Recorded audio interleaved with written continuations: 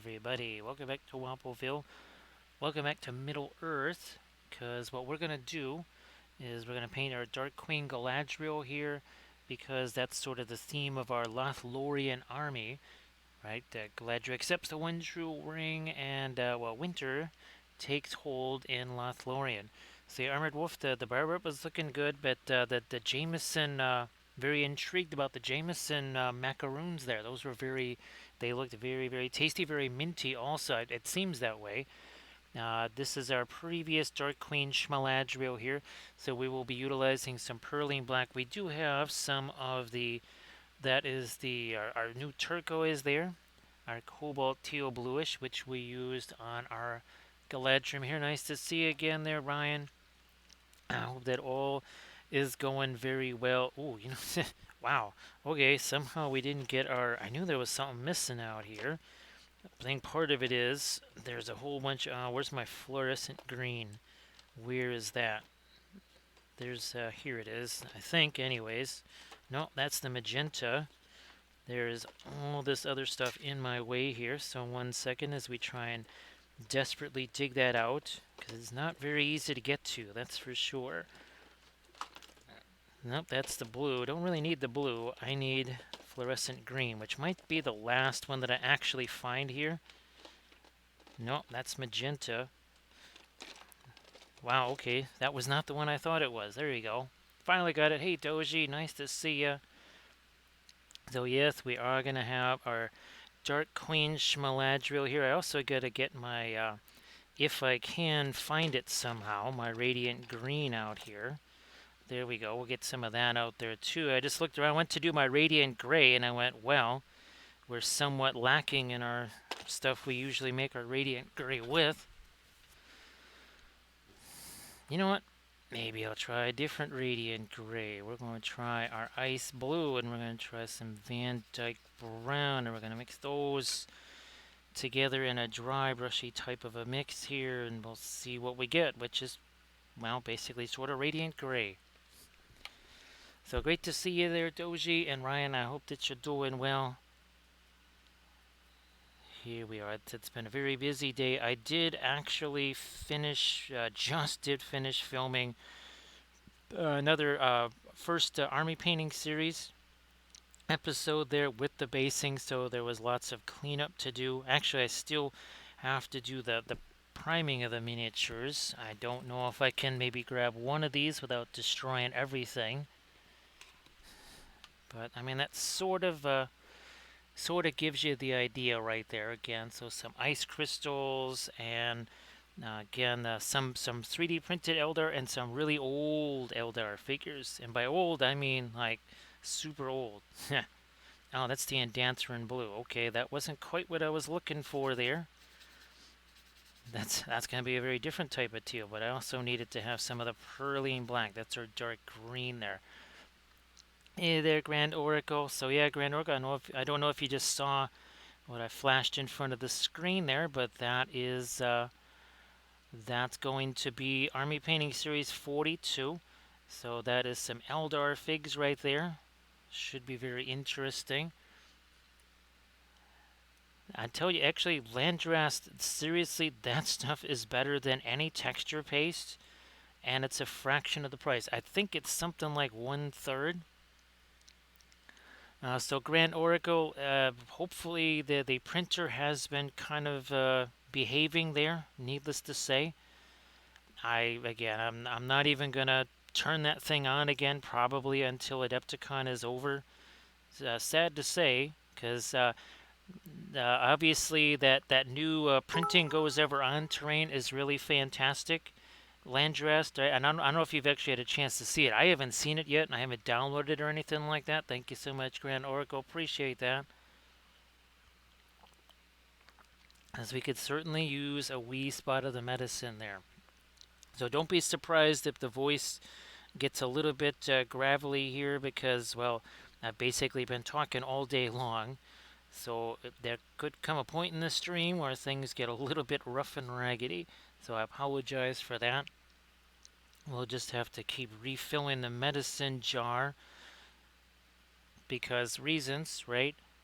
So Doji, hopefully your printer has been behaving again. I haven't had a chance to mess around at all with this one here. It's just kind of, well, whatever it's going to do, it's going to do. You would really think it would detect all of these errors though, right? I mean, that is the premium that we're paying for, and it really doesn't seem to do that at all.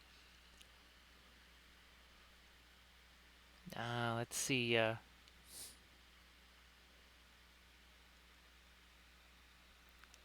Grand Oracle, it's weird because it seemed like there wasn't really a difference between the Elegoo stuff and the bamboo stuff. Now, of course, Hank, he's just been using nothing but the Elegoo stuff, and that's with how many? What, three, no, five different bamboo printers?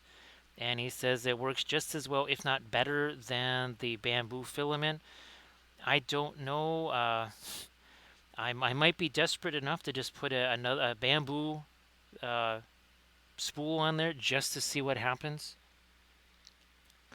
So about 30 days or 29 days or whatever, Bamboo finally got the shipping info to you. Yeah, they're that's the other kind of disappointing thing, right? Is the essentially non-existent customer service.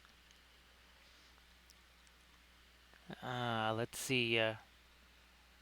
So yeah, basically I've had it turned off for what, the last several days. Haven't even had it on because again, Adepticon stuff. It's that time. All I have time for now is Adepticon. Well, I don't even have time for Adepticon stuff, but at least I will make the attempt on the Adepticon stuff. Now, I do have some more of these lads out here, right? Just in case we charge through Smaladriel so quickly there. And again, that is kind of to give the whole reason for being of this particular army right here.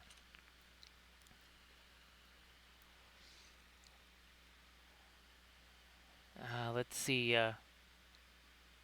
So Grand Oracle, it was having problems with this kind of with the Oriental themed terrain, but then there was the glue stuff, and then there was also the issue of the. Let's try and lighten this up a little bit here. No, I'm gonna go with the some of the radiant green and a touch here, just a smidge of the turquoise there, our cobalt teal bluish.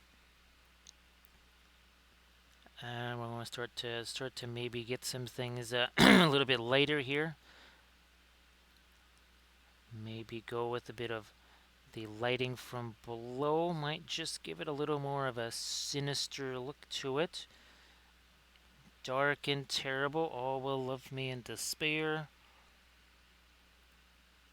More of that here. So Doji, Ryan, if you guys wanted to share some links there in the chat to some of the stuff that you've been doing, that'd be sensational. Might even get some of that on our little tree there, which is probably going to have some ice covering it anyways, so yeah, there you go. Yeah, we'll keep doing this. Keep doing this. Again, I think we're gonna maybe stick more with that kind of lighting from below type of a concept here. That seems to be the way to go for something like this.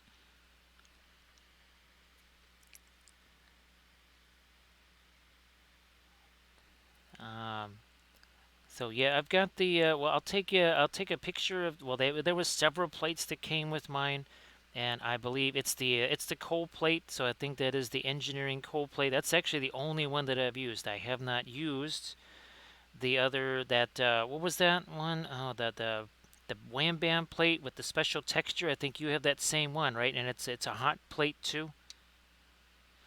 Actually, a Grand Oracle, there was that all the remember the 10 different maintenance things that I found that video there, and I don't think I want to replace the hot end, but there is basically taking a the compressed air and blowing out the hot end and some of these other things in case there's dust or whatever in there. So yeah, Grand Oracle, that the only plate that I've worked with so far has been the one that came with the printer. Everybody, please check out the Instagram link that that Doji just posted. This will be quite different from our other Dark Queen Galadriels. Remember we did the one from Davale as well? Well, that one was more the Galadriel versus the Necromancer, I suppose. Now, maybe start working a little bit of the floral green into this. Let's see what happens here. Little bit of the floral green in there. Get, again, that light kind of from below here. By the way, this is also from Dandelions in Middle-earth.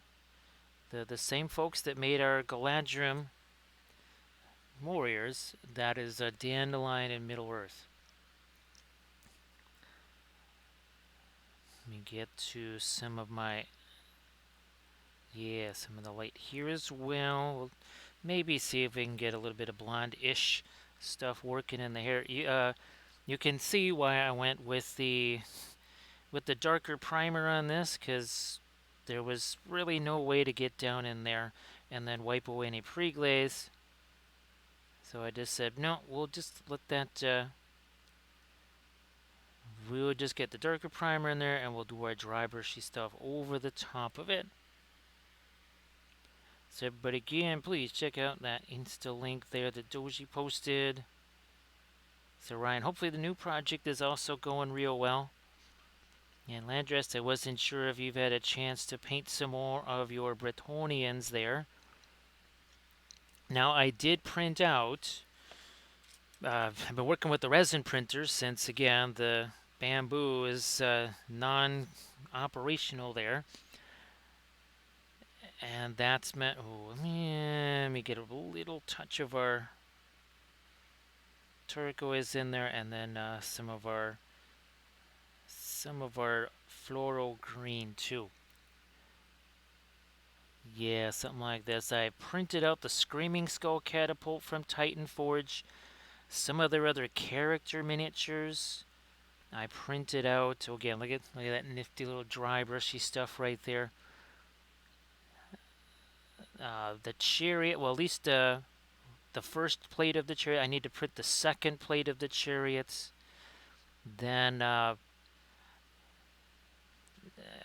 in Grand Oracle, have you seen the new terrain from Printing Goes Ever On? I haven't looked at it yet. Kind of, part of me doesn't even want to look at it since I can't print it anyways right now. So I'm kind of avoiding looking at it. Even just the image looked really fantastic. So that was some really nifty looking stuff. So Doji, what I'll probably be doing, well, there's we'll have to get kind of I want to have the glowing eyes, and then we'll have to get also some darks in there. So you'll probably be seeing some of those darker glazes next. And again, let me see if I can find another one of these here. 1 second here. Maybe one that's got a little bit more snazzy stuff going on. So yeah, this is again the new army painting series right here that I just finished filming literally right before the stream. So that was that's interesting. We're going to be putting the primer on those as well. Everybody, please check out the Instagram link that Ryan posted. Yeah, we do need to get a little bit more of our lighter stuff there. So what are we at? 13 minutes in. Don't blink, right, Doji? Do not blink, whatever you do.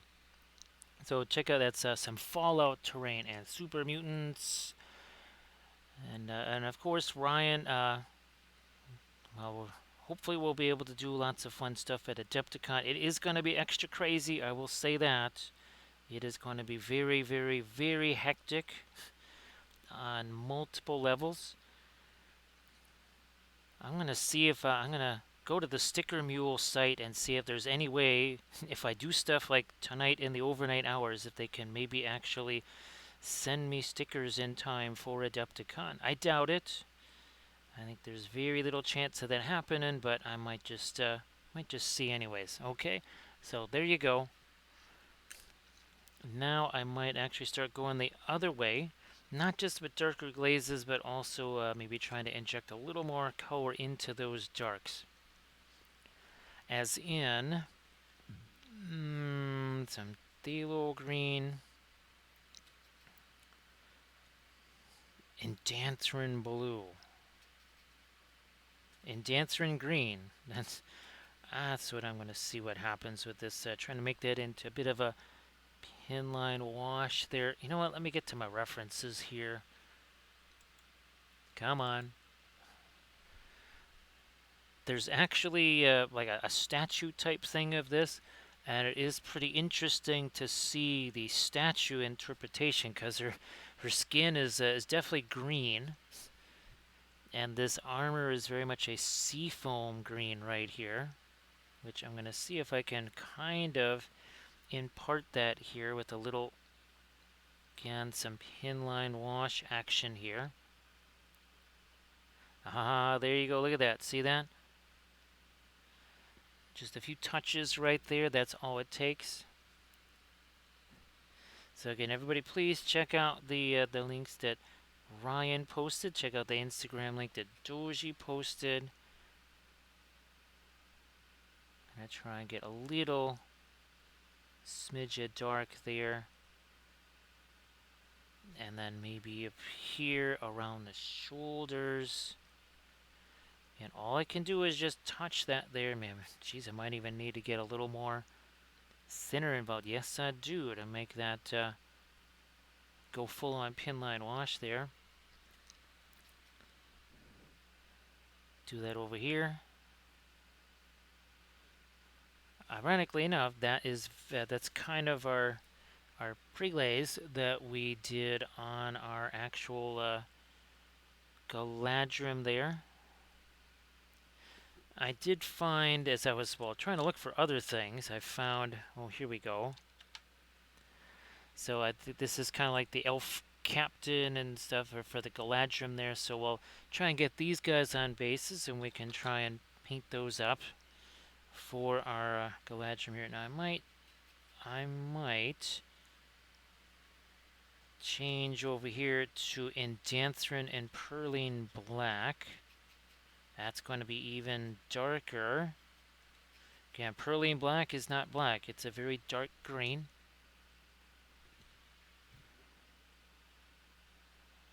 And I'm going to hit that up here again. And then we'll come back with our lightest light on that. Sort of start in the middle and work your way out from there. What else is going on here? Yeah. So what I'm hoping to do for Adepticon is actually have another one of these. They're ostensibly they're carrying cases. However, they also can sort of double as a display case.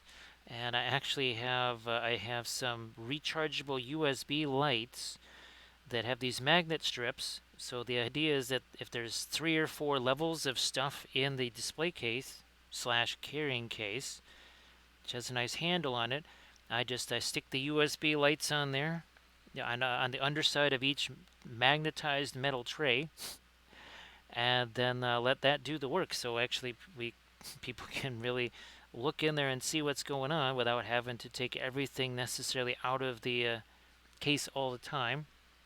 And if I do, all I gotta do is slide out a metal tray and all the miniatures come out. And they're all magnetized so they won't fall or anything like that. So yeah, I've got a second one of those coming this way. So it'll help me get the stuff to Adepticon and carry it around at Adepticon. And then hopefully also be able to display it at Adepticon. So I think I have to think of some alternate methods to what I had been doing. You know what? I might even hit the eyes with some of that darker stuff there too.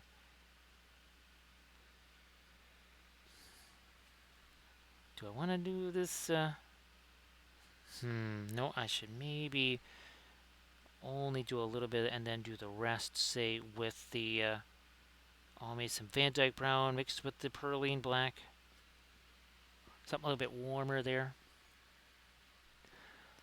So again, this is 19 minutes. This is This is all of 19 minutes. That's why I got those other ones ready, because I had a little bit of a feeling that this one may not take so long.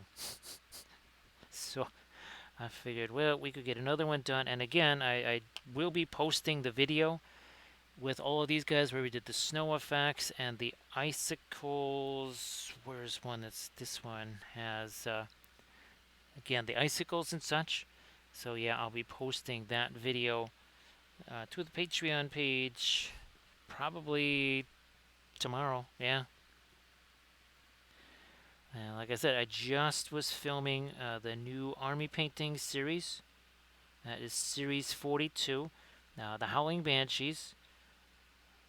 We've never done an army painting series with white armor. That wasn't what I was originally going to go with. But, I mean, it's not like I couldn't just print out more of these and we do some with other colors. So I might do some kind of white armor with that, just so people can see how that might work on an army painting series. I'm also thinking of priming those much lighter than normal. So not even the regular gray, possibly white mixed with gray. And just see what that can do for us. All right, let me get you out here. Oh, by the way, I did remember, one thing at least I did remember is to put in a big order of these. So there's, I think, 10 or 11 of these things coming. So yeah, Doji, I'm kind of wondering if that might be the way to go, is to go with the white armor on the bench, or white-ish. I was thinking maybe some kind of maybe magenta also.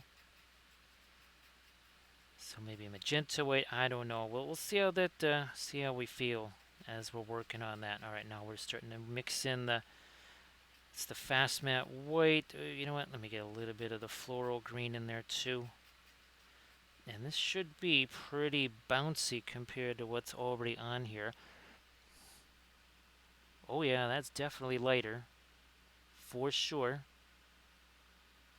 No doubt about that. Far be it for me to do your traditional color schemes, right, Doji? However, it offers kind of a unique chance to do something I've never really done with the army painting series before. So maybe we try something like that. Now again, here we're going to let that mix in with what's already there. Hey Dave. Hey, so Roland. So sorry, Dave. I'll have to get used to Roland there. So Dave, nice to see you again. All right, let's do some more of our lighter stuff here. Again, trying to sort of this kind of lit from below. This lit from below sort of a look here. Definitely get this.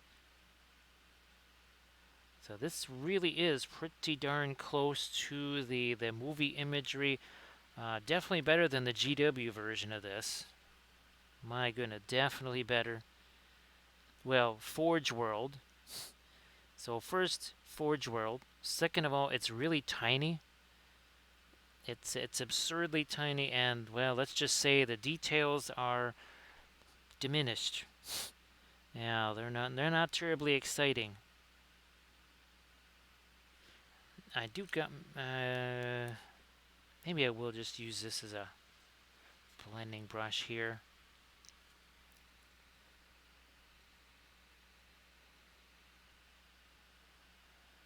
There we go. So Armored Wolf is definitely here, like always. Ever since the very beginning. Pretty much 4 years ago, because technically it was 4 years ago, the first Twitch stream. Not in April. Basically, just kind of regard the whole affiliate thing as that's when we kind of do our stream anniversary.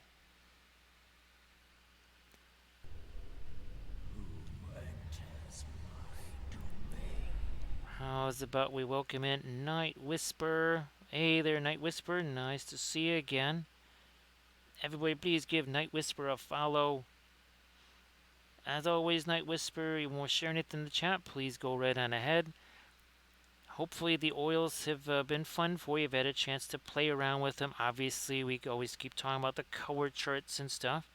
Hopefully you've had a chance to do those too. We are working on our Dark Queen Galadriel here because she is, of course, the reason why we have our wintry Lothlorien elves, right? So she has accepted the One Ring, which means all of a sudden now it is winter in Lothlorien. So again, there's the snow and icicle effects that we have added. We painted a whole bunch of these on stream. We'll probably be painting. Well, let me. Oh, here we go. We got one guy that's already on the. All waiting for some paint there. Let me see. So thank you so much again, Night Whisper. Of course, Night Whisper, if you wanted to share anything in the chat, please go on ahead. And again, everybody, please give Night Whisper a follow.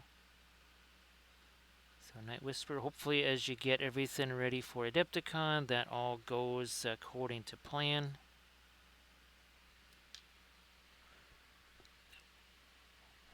Yeah, let's keep going with this. Let's keep going with this. So again, we're trying to have kind of a light from down here, working its way upwards. That's what we're going for here. Using the typical oil paints, of course. Ironically enough, I don't have any of the Marvel Crisis Protocol terrains sitting here that I've been painting for what, the last week or so. Thank you so much, Comrade Chris. I appreciate that.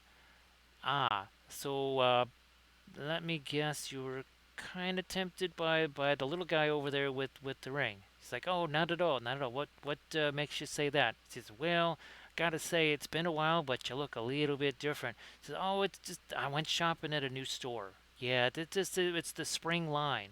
It's like, well, then why is it winter everywhere? It's like, well, you know, so you get those spring snowfalls. It happens. You know how it is. He's like, I think you got the One Ring.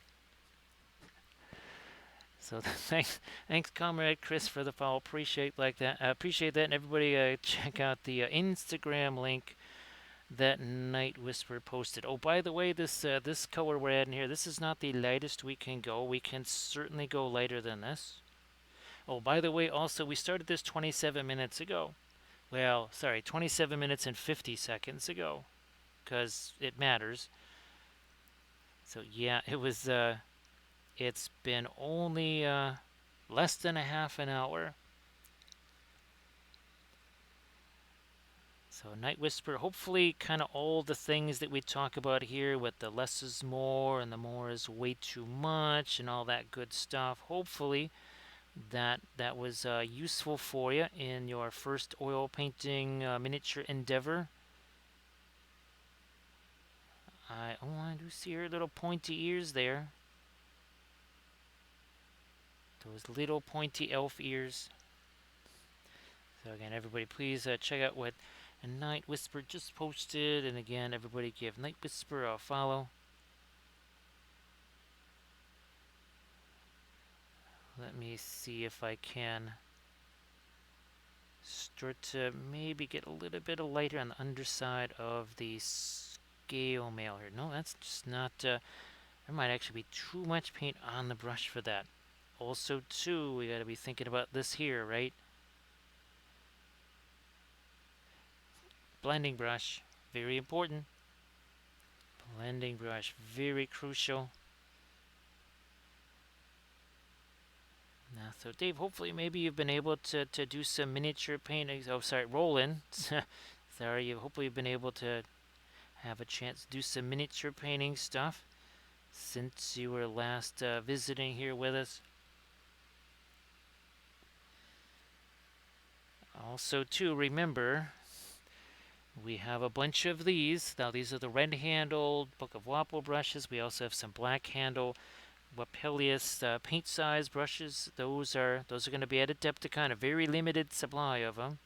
Again, Lethal Shadows could not be at Adepticon. Had two other conventions this month.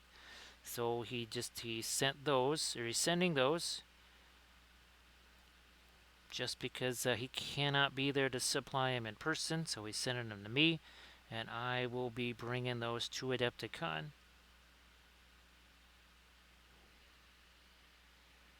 Hey there, Valfera. There we let's keep doing some. Yeah, Valfera. All of the kitties. Well, I had to make space on the kitchen table today, so all of the kitties are actually they're downstairs. I'll have to bring those back up. Do I have? Ooh, yeah. The next piece of terrain you'll be seeing me paint though is gonna. Ah, look, it does fit on screen. Excellent. That's fantastic. So yeah, well, I only have about 8 of those to paint, so let's just say you're gonna be seeing them on the stream.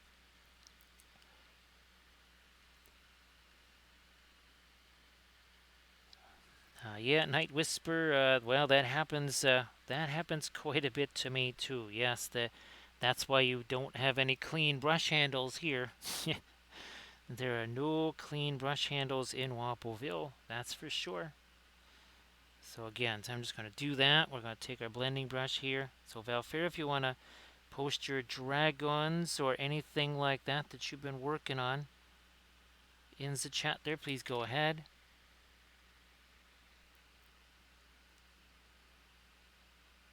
So who knows what the kitties are doing down there in the basement. I'm sure working some kind of mischief. Continuing to work with our lighter stuff here. Again, you can see, and this is not as light as we can go again. We can still go lighter. See, I just plop that on there. I'm going to take that blending brush. Move that up here. This is why the oils take less time. This is also why we don't need gobs and gobs and gobs of paint on the miniature either. Less is more. More is way too much. We do not need all that excess paint on the miniature there. There, we're just going to move this along here.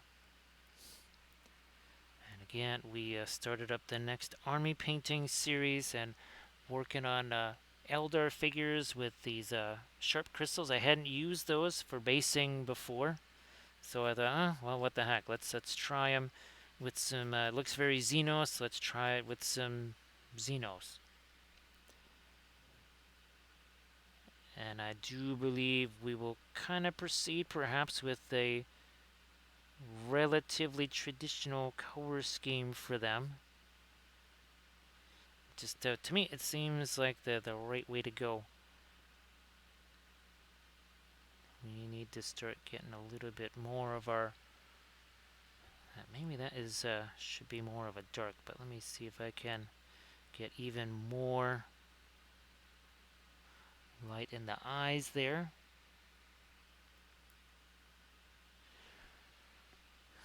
I think we need to get some lighter hints on the armor here too. All of the little chainmail type stuff, or the scale mail, sorry.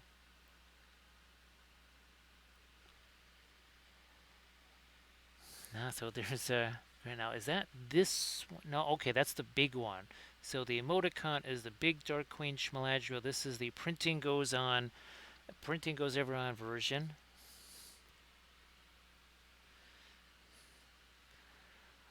I'm glad that it made it easier there, especially since you can make those alterations, right? So much easier. Night Whisper, you can get into the some really interesting blends there, right? If you want to have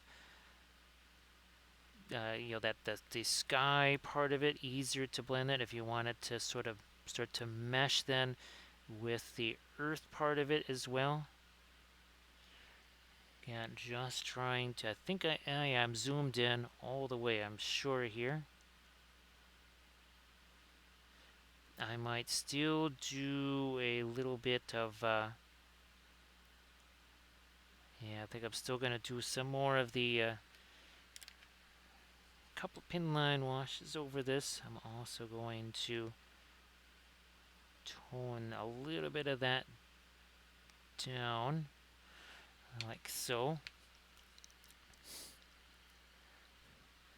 Yeah, Grand Oracle, and of course some of the Eldar figs that I have, they're really old metal ones, so it's kind of a combination of the brand new 3D printed banshees, then sort of a mid-range metal banshee figures, and then one really, really, really old, like the almost original banshee type figures.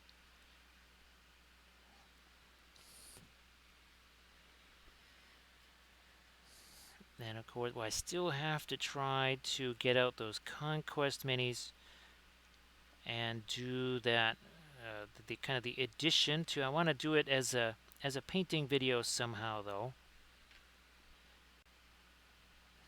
So here's another look at this. I'm just going to go boink, and then take that, and then just kind of push that around instead of layers or any of that kind of stuff. Hashtag no layers. So this was from Paul Scott. Yes, so PS Miniatures or something like that. So Paul Scott Miniatures, that's who made those Eldar figs. I think he might also have some vehicles too.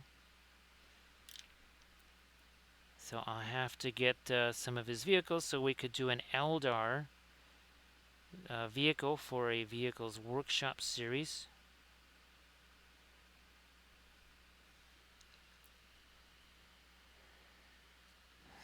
So yeah, the Grand Oracle, again, I just kind of didn't have the heart to look at that, knowing that, well, printing that is out of the question, at least for now. There's no point in even wasting any time looking at that. I mean, the dwarves, I have plenty of dwarves already even printed, so I won't even bother printing those. I will try to get everything downloaded, though. Alright, so again, now we're starting to work in some more of our lighter greens here. And still not the lightest we can go. Believe it or not, I could go even lighter than this if I wanted to. So there, I'm just going to get some of that lighter stuff, take the blending brush, and work that in. We're at, what, 37 minutes now? 37 minutes ago, this had no paint in it at all. It was just primer. Needless to say, again, the oils make things happen really, really quickly. Why is that? Well, because we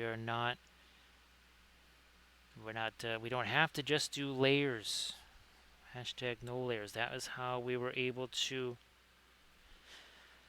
get through all of our Bretonnian stuff so quick. Even the freehand, right? It makes the freehand a little bit easier. Where's our enchantress? Here we go. So all of these color blends here, those were really insanely easy to do with the oil paints, as in really insanely easy.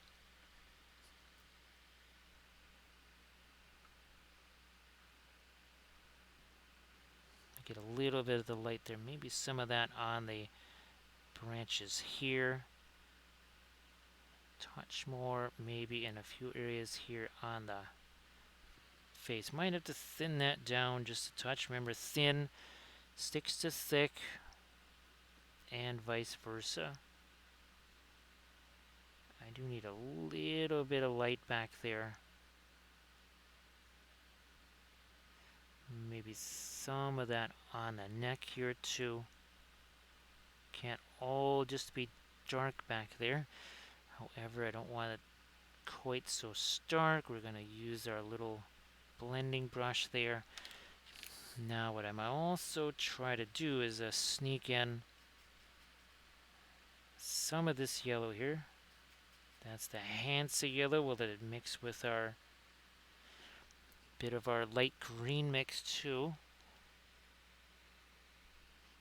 Thanks, Night Whisper. The other thing I definitely want to do is to try and get some more of the Pegasus Knights assembled, because we did paint our first one here. I believe that is from yeah, that's from Highland Miniatures there. So I'm gonna try and get a handful more of those prepped as well.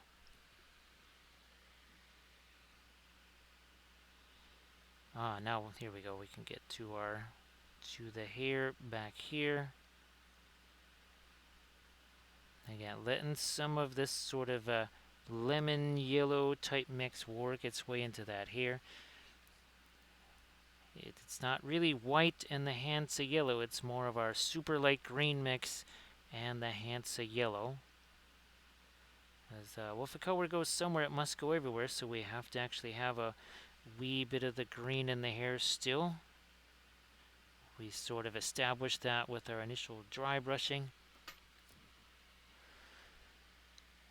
Spitfire Miniatures, that's what we do a vast majority of the time with the oil paints. That's basically I've spent pretty much 41 minutes doing dry brush on this, and not much. Well, there was a brief bit of a pinline wash that happened on there, but all of the Tomb King stuff, especially. I mean, where's our? Oh, here's our Cetra.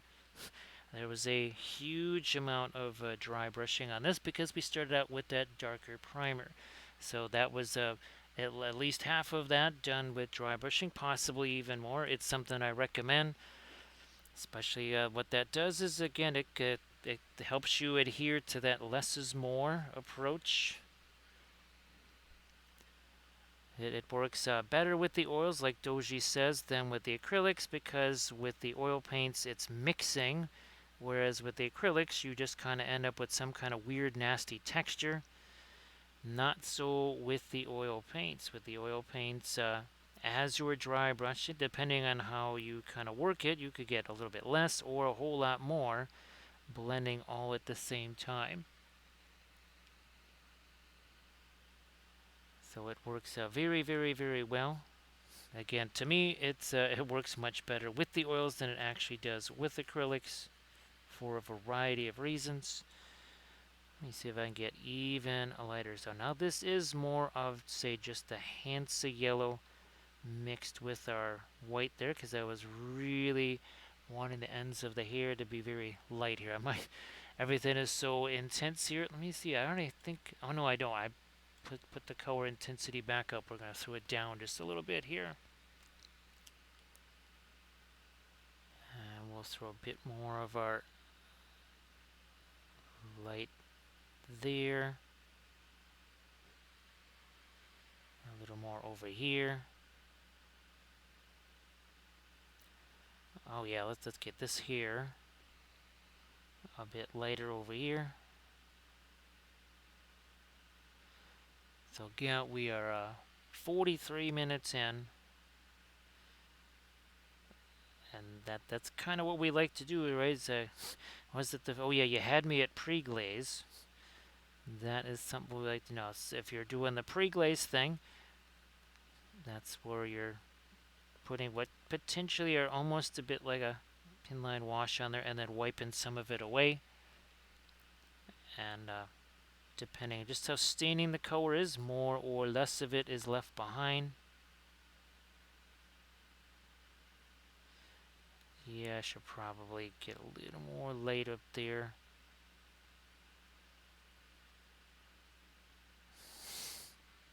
A little bit more of the fast matte white with some of the Hansa yellow over here. Again, look where the hand is on that brush. That's another big deal, right? First of all, miniatures paint faster when the brush actually touches them. Also, we need a very light touch on the brush, especially if you are going to do the dry brushy stuff. You want to have that really light grip on that brush. Like the Book of Wapple says, caress the brush, do not crush the brush.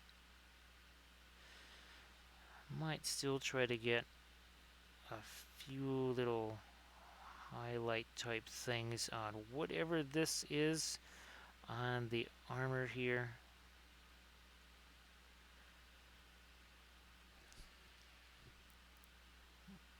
see if I can push this over a little. Maybe that's too much. It's okay because we can come back again and add some of the darks there one more time. Now it's generally going to be easier just to add the lighter stuff here and then come back over the top of it and do some kind of either dark glazes or pin line, whatever. I do need a little reflected light back there. Not a ton, but we need some. Otherwise, again, not going to really look like metal very much.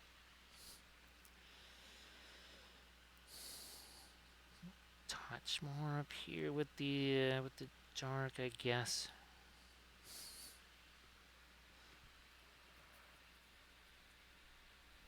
Let me try to do a little more with the... Now, this is darn near the lightest light that we can do here.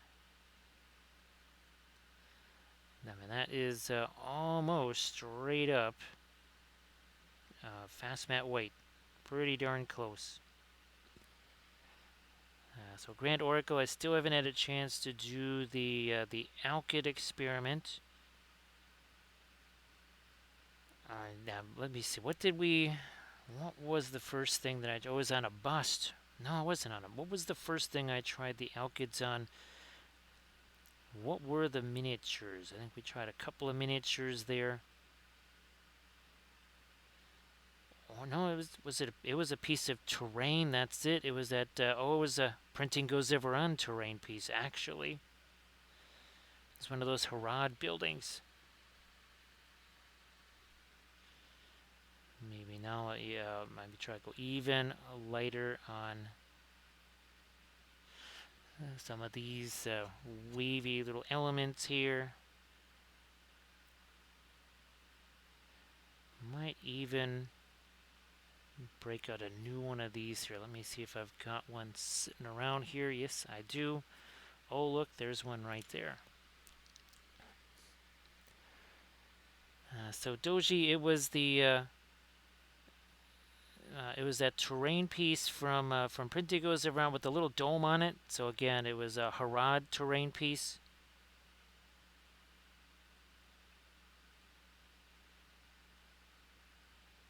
Because at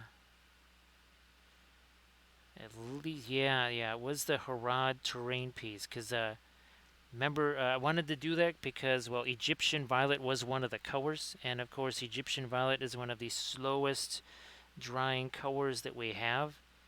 And I thought, well, if it's going to make anything dry faster, then it really it would certainly be noticeable there.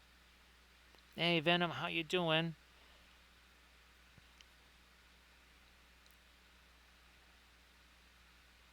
So Venom, unfortunately, that situation did not end well. So sadly, in May, that did not end very well. We'll just kind of leave it there. And we've kind of pretty much been in recovery mode ever since. So nice to see you again there, Venom. I hope that things have gone well for you over the last 6 months. Now let's. Do we want to get? Looking at the. Wow, they have some really dark fingernails on there. I don't think I'm gonna go quite that dark, but we should probably get a little more light on the hands then.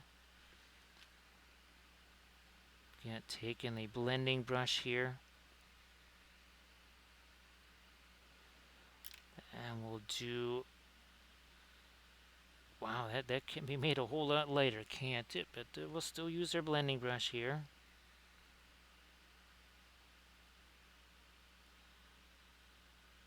And I guess we should use a little bit more on the bottoms of the hand, the palms there, and then I think here on the underside of the arms too.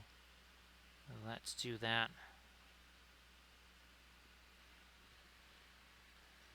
Let's do our little more light on that cheekbone for sure. What about the foot? You know, I might just have to. Yep. Oh yeah, definitely need to get some more light there.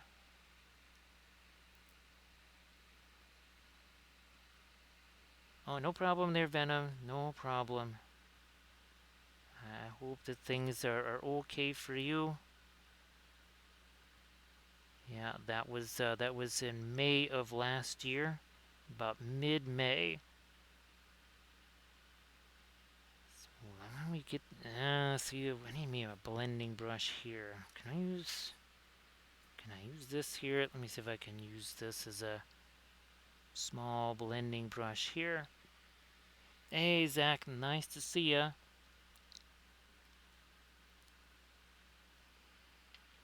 Yeah, I should get a little bit of that light under there. So great to see you again there, Zach. I was just mentioning that I forgot to all of the kitties that we've been painting on stream. I basically had to take everything down out of the kitchen area because there were people here today, so I had to take all that stuff downstairs. And well, all the kitties are downstairs. I would show them to you otherwise.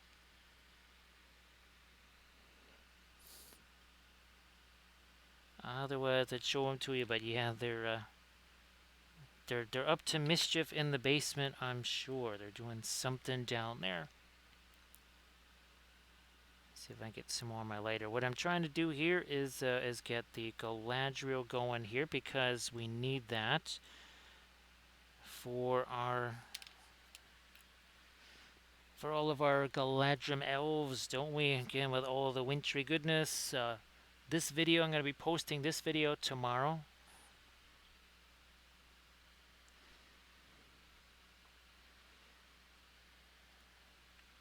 See you later there, Doji. See you later. So Spitfire miniatures, we're talking about all the cats that we were painting on stream. So all of these terrain pieces here, and I think I've done 6 of the small cats and 2 of the big ones. So that would be all of the Marvel Crisis Protocol terrain. So see you later there, Doji. So yeah, no actual cats. Those are the terrain pieces we've been painting. And I believe the last, let's see, we did one. I know we did one on Thursday. Or was it 2? We did one on Thursday, one on Friday. We did 2, I think, on the Saturday stream. Then I think I did another one on the Monday stream.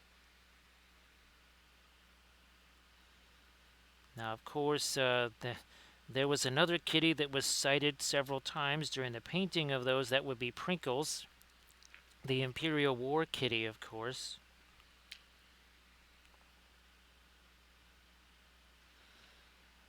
Oh, here, let's do a little bit more of our lighter stuff there. Again, on the end of this.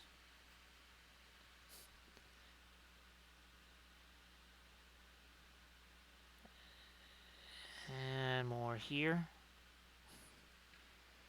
Blending brush. And we will blend this away.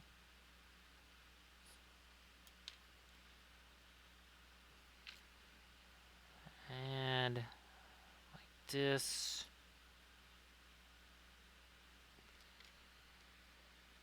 I don't have a Discord myself, Spitfire. That's I do so much stuff with the Instagram, the YouTube, Facebook, everything else. There's just no time for another social media thing. After Adepticon, when maybe once it gets to be the summertime, I'll try to see if we can start maybe introduce some Discord stuff. But right now, don't have a Discord thing. Everything is very much via the Instas, Facebook, YouTube, that sort of stuff. Valfira, my Prinkles, those big kitties, they were not afeared of Prinkles, were they? In fact, they pretty much just put Prinkles in his place, didn't they? Prinkles, well, what was it? Oh yeah, the proverbial tail between the legs and slinking away. Yeah, that was pretty much that was Prinkles right there. Haven't never saw that before on the channel, have we? That is not usually what happens when Prinkles is on the scene. Let me see if I can't get me some more of this light in here. Well, then we'll have to come back again with some of our really rich darks too.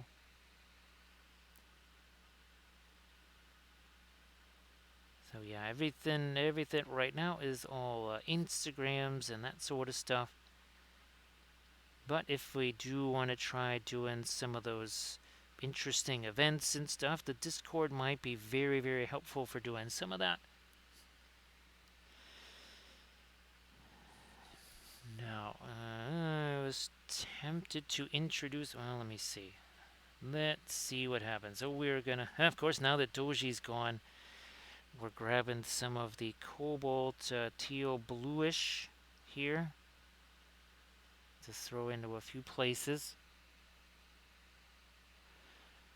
Yes, actually, boy, Grand Oracle, I have got to, got to find that one and try and get that thing printed out. Basically in the smaller scale. That's it. Yeah, in the smaller scale, maybe we can try and uh, paint some of those at Adepticon.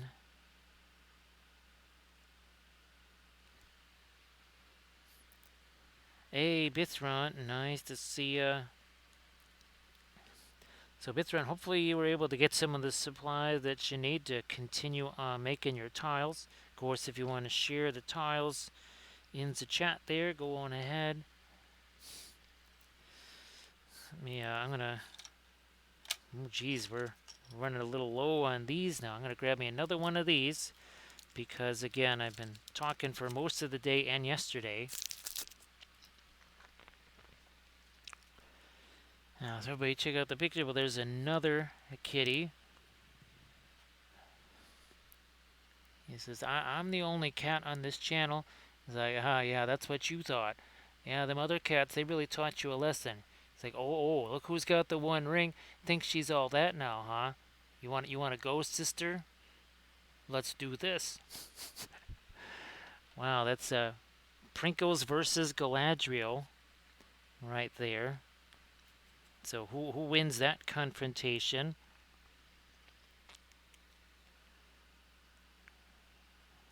So yeah, always guard your Pringles and your sprinkles around Prinkles. Because Prinkles will not only take all of your Pringles, he will take all of your sprinkles. And well, it's going to be very hard to do Christmas cookies without the sprinkles. Everybody check out the Instagram that Bithron just posted this. So this is kind of a fun little, yeah, I'm glad we're throwing a little bit of this in here. A little bit of this teal. Of course, again, Doji's not here when we do this. I think this is the second time now. We've been doing like significant things with the cobalt teal, and that's usually right after Doji exits the building.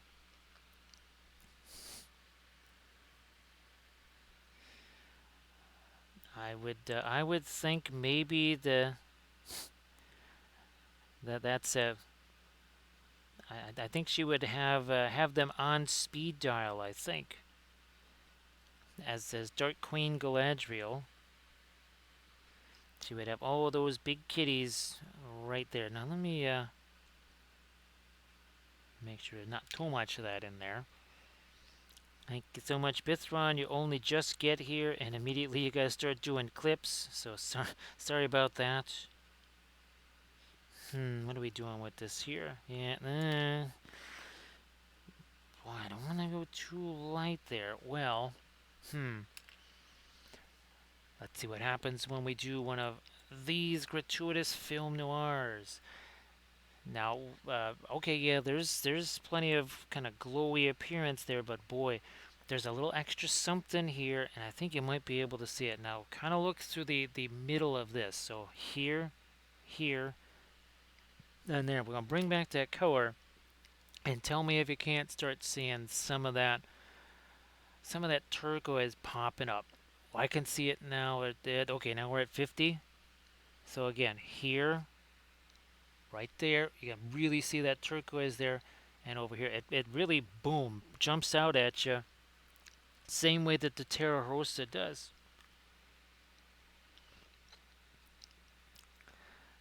So yeah, Doji has left the building. It's kind of like, quick, so-and-so's left, break out all the Cheetos and everything else and all the good stuff. Because now so-and-so is left.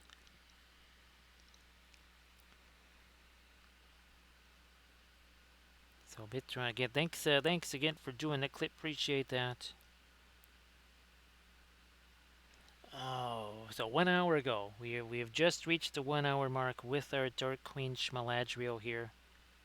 I might even throw a little bit of that turquoise onto the skin here. Teensy bit. No, actually, here, let me get this guy. I'm gonna see here. Wow, that's been sitting there for a while. That's mighty dusty. I'm going to try and mark this so that I know it's a newer one here.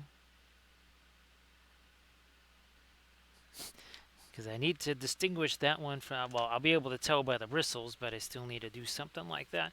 So thanks, Armored Wolf, for posting the link to the Patreon page. As I said, the video where we did all of the snow and icicle effects on these guys, that's going up on the Patreon page tomorrow.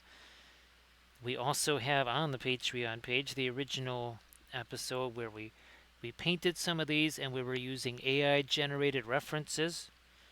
Now, yeah, some may find it rather amusing that I was trying to use the AI to get some references of howling banshees. Let's just say the results were very humorous.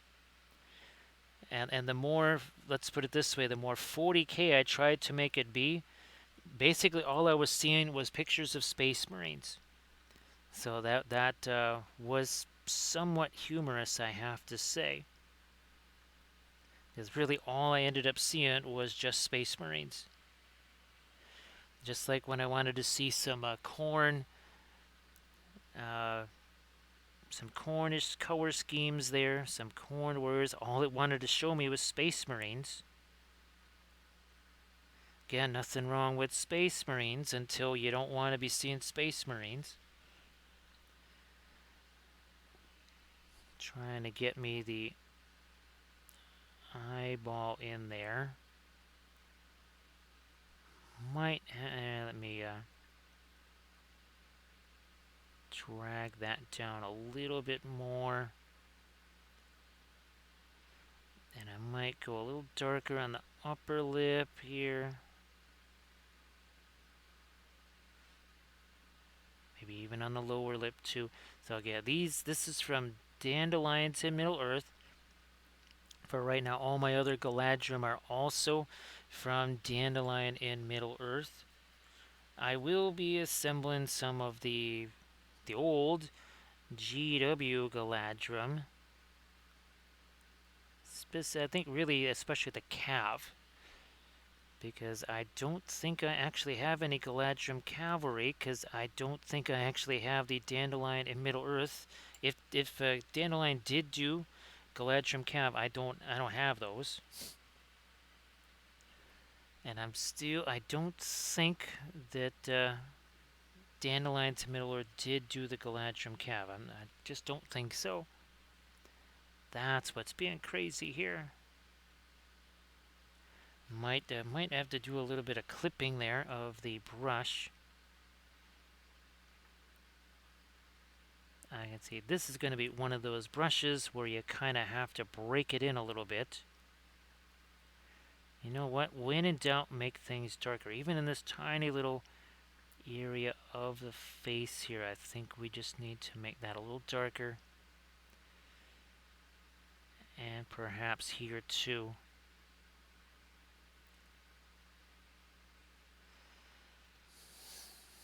I'm gonna go back now with this here. Let me get a little bit of thinner in there and get that color activated again.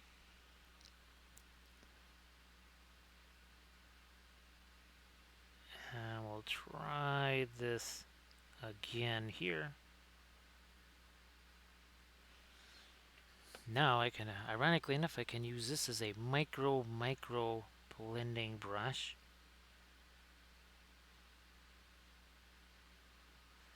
Like so. Do this again on the forehead.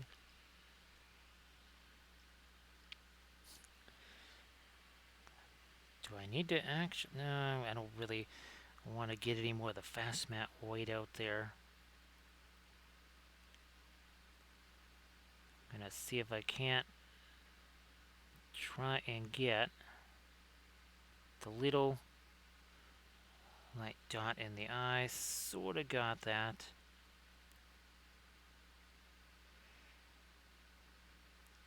Once again, trying to get the light here on the lips restored. Now I'm gonna get my blending brush action again here.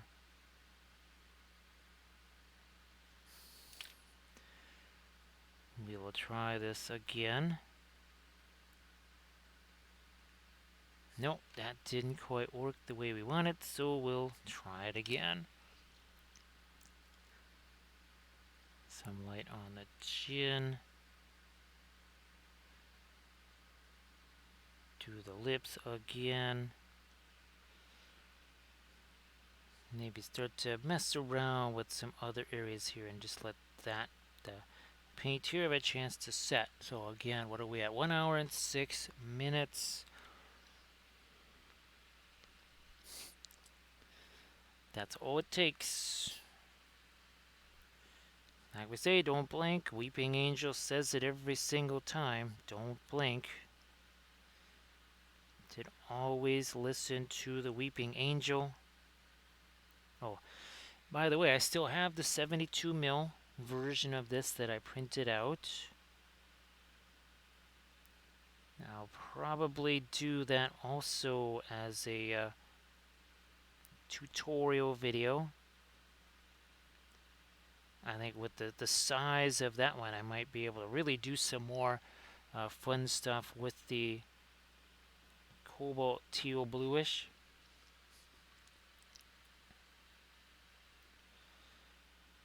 So that's some of our lightest light there.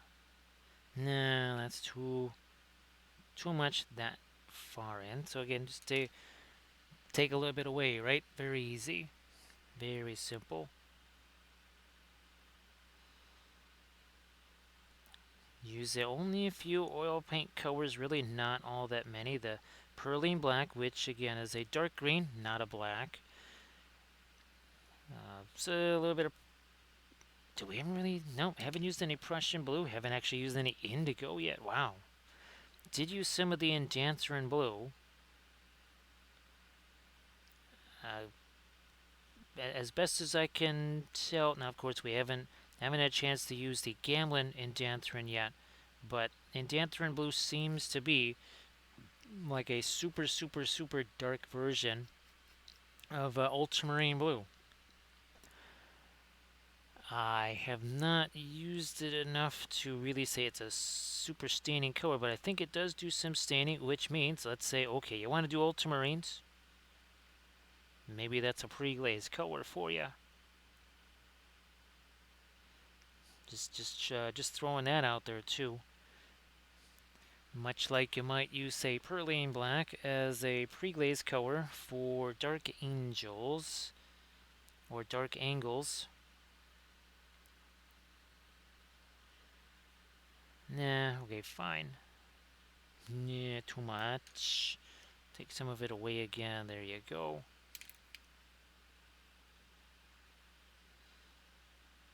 Lighten you up a smidge there.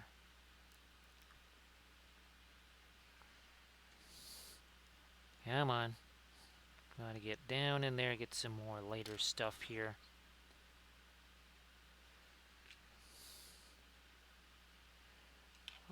Also, I'm going to try and get a little something there that I can see the 1 foot there. So I want to get something on that.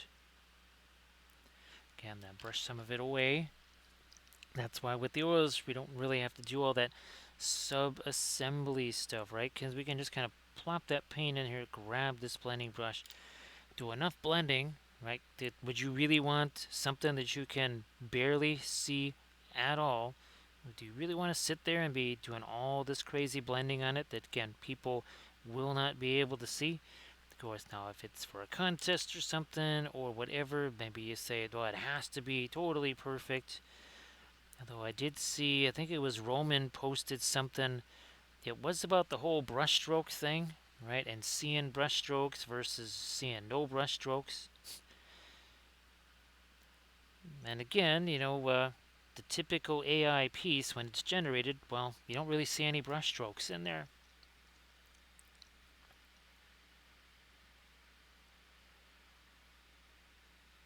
So Grand Oracle found that is it Mars Red? Yeah, Mars Red. Uh, I haven't quite been able to test directly with, say, Mars Red and all those with my traditional Terra Rosa to see just, how staining are those. They're also a little bit darker, that's for sure. Yeah, Grand Oracle. And of course, having done the judging stuff at many contests, in some ways, it is understandable because, well, they're trying to find some way. They see a whole bunch of miniatures. They say, well, these all look really good. We gotta come up with some kind of metric that just separates things. And that is the easiest one to do, right? Because you just look and you go, oh, brushstroke, boom. It makes sense. It is logical. In a way, if you're, again, having had to judge half a room full of miniatures and taking all night to do it, Armored Wolf has also had to do this.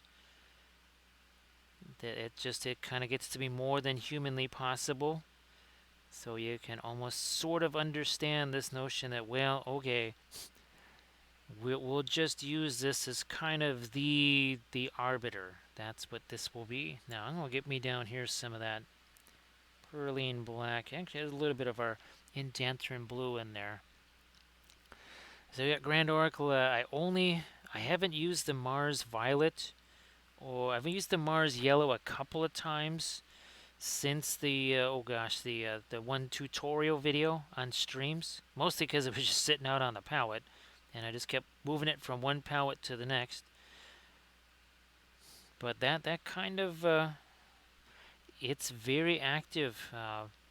It's very interesting in, shall we say, some gold, non-metallic beginnings there. That's for sure.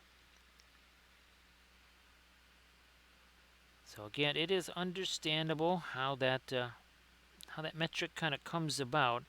It's a little unfortunate that it does, because again, that's not really ideal, for sure. But I know folks, they really enjoy the painting contests and such, so to make those possible,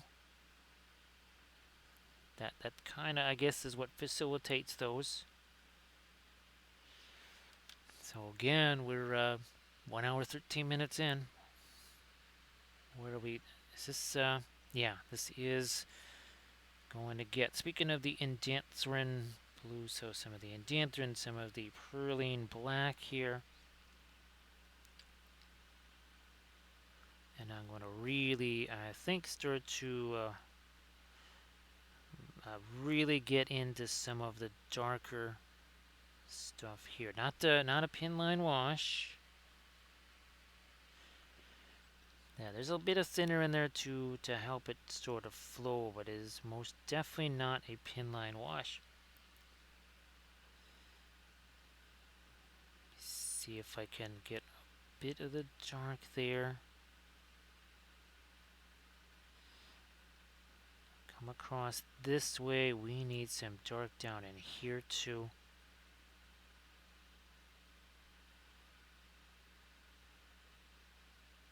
Like that. And this.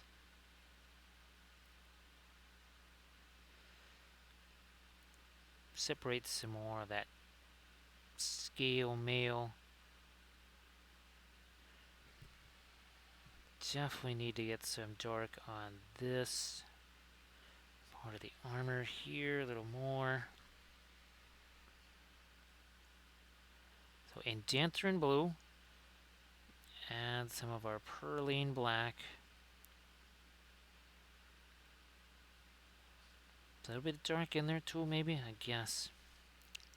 And this has more of the Perline black. So you can see this has a warmer hue to it overall. This much cooler because, again, that's got the cobalt teal that's worked its way in there. And right, that's because we want to keep it in the same vein as our Lothlorien guys here.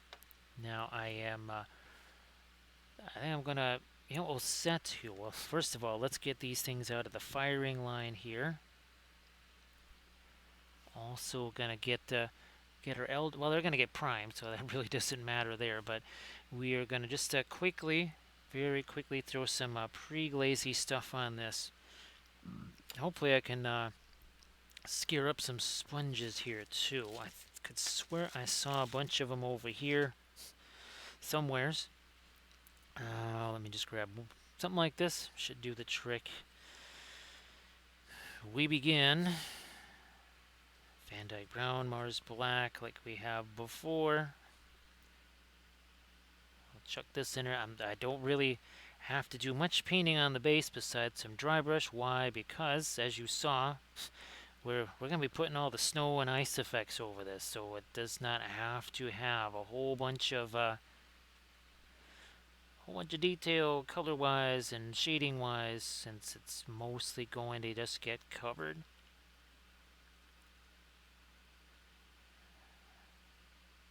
All right, now the rest is pretty much. Do I want to use that? We'll just use this here. Oh, was it the phthalo green and Prussian blue? I think it was. Not going to have a ton of thinner on this. Also, both of these are the alkyd colors. Those are both alkyd colors there.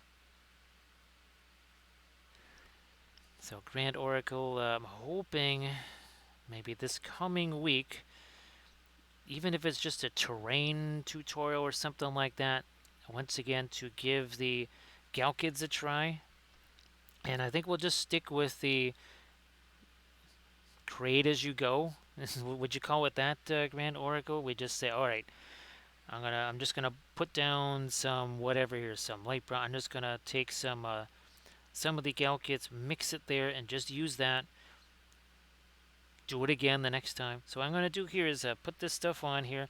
Then we'll go back to our Dark Queen Galadriel, and we'll let this set for a bit, and then we'll wipe some of this away like you do with a more traditional pre-glaze. Now, this is the other thing too.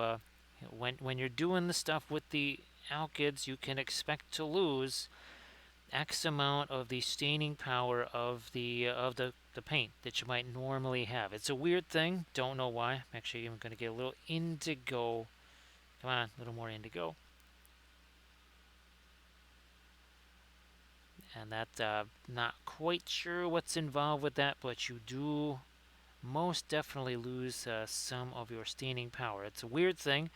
It's not really something that I could Google because, well, they don't speak our lingo, do they? They are not part of the Lindsay Brotherhood. Now, to show you how spattery that can be, there's a little spatter on that. Did this one? Come on. Did this one also get some spatter on it? I don't see any on there. So that is why that's why we got all of the stuff that we really care about out of the blast radius. Sakaya, holy smokes, it's great to see you there, Sakaya. Boy, it's been a while. So Sakaya, I hope everything's going well. Where the heck did our oh, there she is. So let's get back to our Galadriel again. And this, do we just put the pre-glaze on? That is ultimately what we're going to have. Yeah, because oils. That's how it goes. Now, there you are. So, Sakai, if you want to post any of the latest stuff that you've been working on, latest, greatest stuff, please go ahead, do that. Everybody, please say hello to Sakaya. Hopefully, all of your painting endeavors are very successful. Let me see if I can. We did it over there. We're gonna try and separate the fingers there, which we did. We'll try that here, which we will.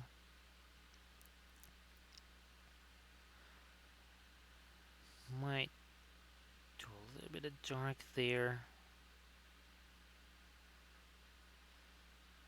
May also darken this up too. Again, we need to have a kind of that almost sinister type look there. So Grand Oracle, it should be interesting to see the difference. Now, do I have one of those here? Oh, here we go. What I might do is have this little guy just blue tack to the palette or something like that with some of the alkyds in there. Now, that's the other thing, Grand Oracle. The little, the fine droppers there. I guess that was the other thing, right? I had thought about putting the alkyds in there into the fine droppers. Maybe that is something that I'll think about doing as well. Well, we can try both. Can't hurt to try them both. We got plenty of the alkyds, that's for sure. So this here's got the that's the indigo combined with the perline black.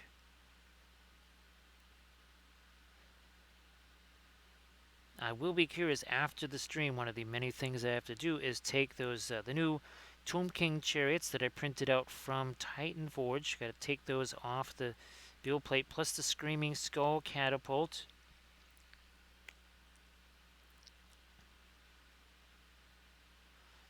But I do believe I might, who knows, I might even try to paint a couple of these tomorrow. I don't know. So this is more of that Marvel Crisis Protocol terrain. It does fit on screen pretty nicely, doesn't it? And that's fully zoomed in. So yeah, it's even easier than the kitties, right? Because, well, it's the more horizontal in nature, a little less vertical.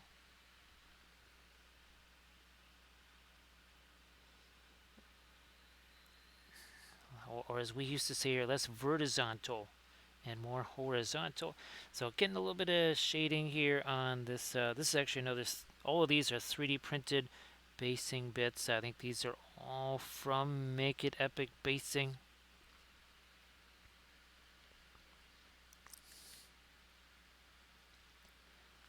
So it moves a little bit slower in the pin droppers. Well, again, we'll give it a shot and we'll see what happens. For sure. I might even just bring that stuff to Adepticon as well. Because, well, things really need to dry fast at Adepticon. However, they will sort of be magnetized. I'm looking here. I don't know. Maybe I will give those another try here. You know, I would like to do. Let me see if this. I'm not sure this is going to work. But what I want to try to do is get more. Oh, that worked. Boy, can I do it on this side? I have a little different angle of attack on this, and it does work there too. Okay, so yeah, that's. I think I like that extra little bit of dark there.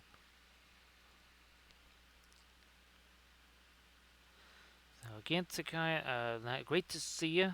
Great to see you. It's been a little while. We've been painting a whole bunch of Tomb King stuff, Bretonians, and well, lately, the last week or so, Marvel Crisis Protocol terrain again. At least tomorrow we'll be getting back to that.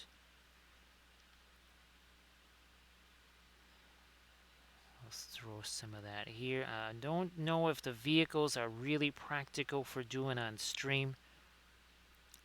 They weren't the easiest things just to film, where there is much more control over things. So I don't know about streaming the vibranium transporters. I believe that's what those are called.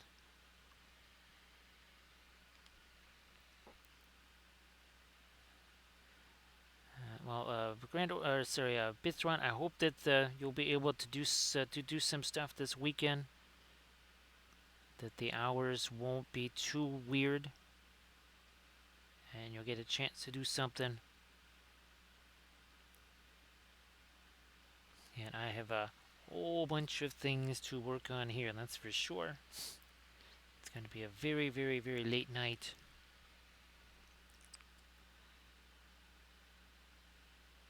What about maybe some dark thunder here? And I might just do that with a dry brush thing. Let me see if we can find one of those as we welcome in Sarge. How you doing there, Sarge? Appreciate you being here. Well, Bithron, that'd be fantastic.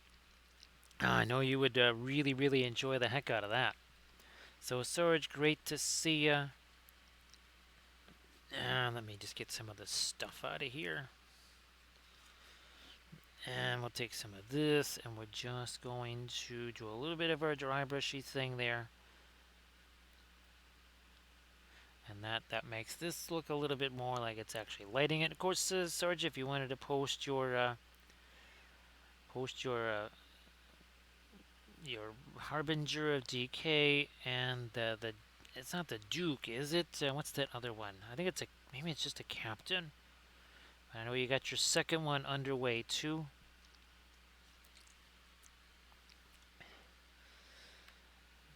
So hopefully you get the chance to do that, Bithron.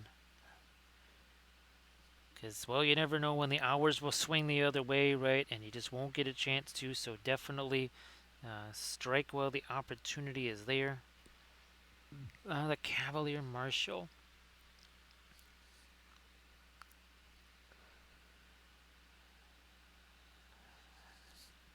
I just keep getting him mixed up with the Dark Marshal. That's one of the ring wraiths that I really have been wanting to paint, especially the one on a Fell Beast. Yes, actually, no, not Dandelions in middle. Well, I think you could perceive one of the ones that Dandelions did as maybe being the Dark Marshal, but it was there's the Medusa Project, and there was a Navarro. I think that was another one that did basically named ring rates on Fell Beasts.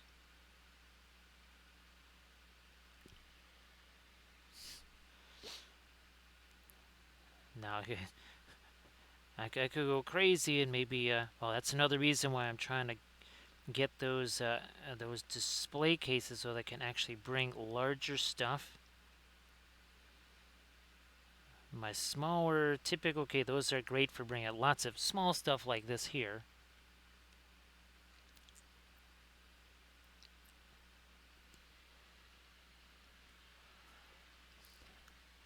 So again, let me see. So take a, if you look up it's Dark Queen Galadriel, the Weta Workshop statue. It's very interesting to look at pictures of that, and how they've rendered that. Let's see if I can't get a little more of the upper lip going here. Maybe a touch more of the lower lip now. All right, let's set that aside for a sec, and you can see this is not as shiny now, right? Not as shiny now. I thought I had myself some makeup sponges, but in that case, that's what we just cut some up here. Give it even a few more seconds to set. I don't think we really need much more than just the one sponge here. Let's see, that's 3, 4, 5, 6, 8 pieces.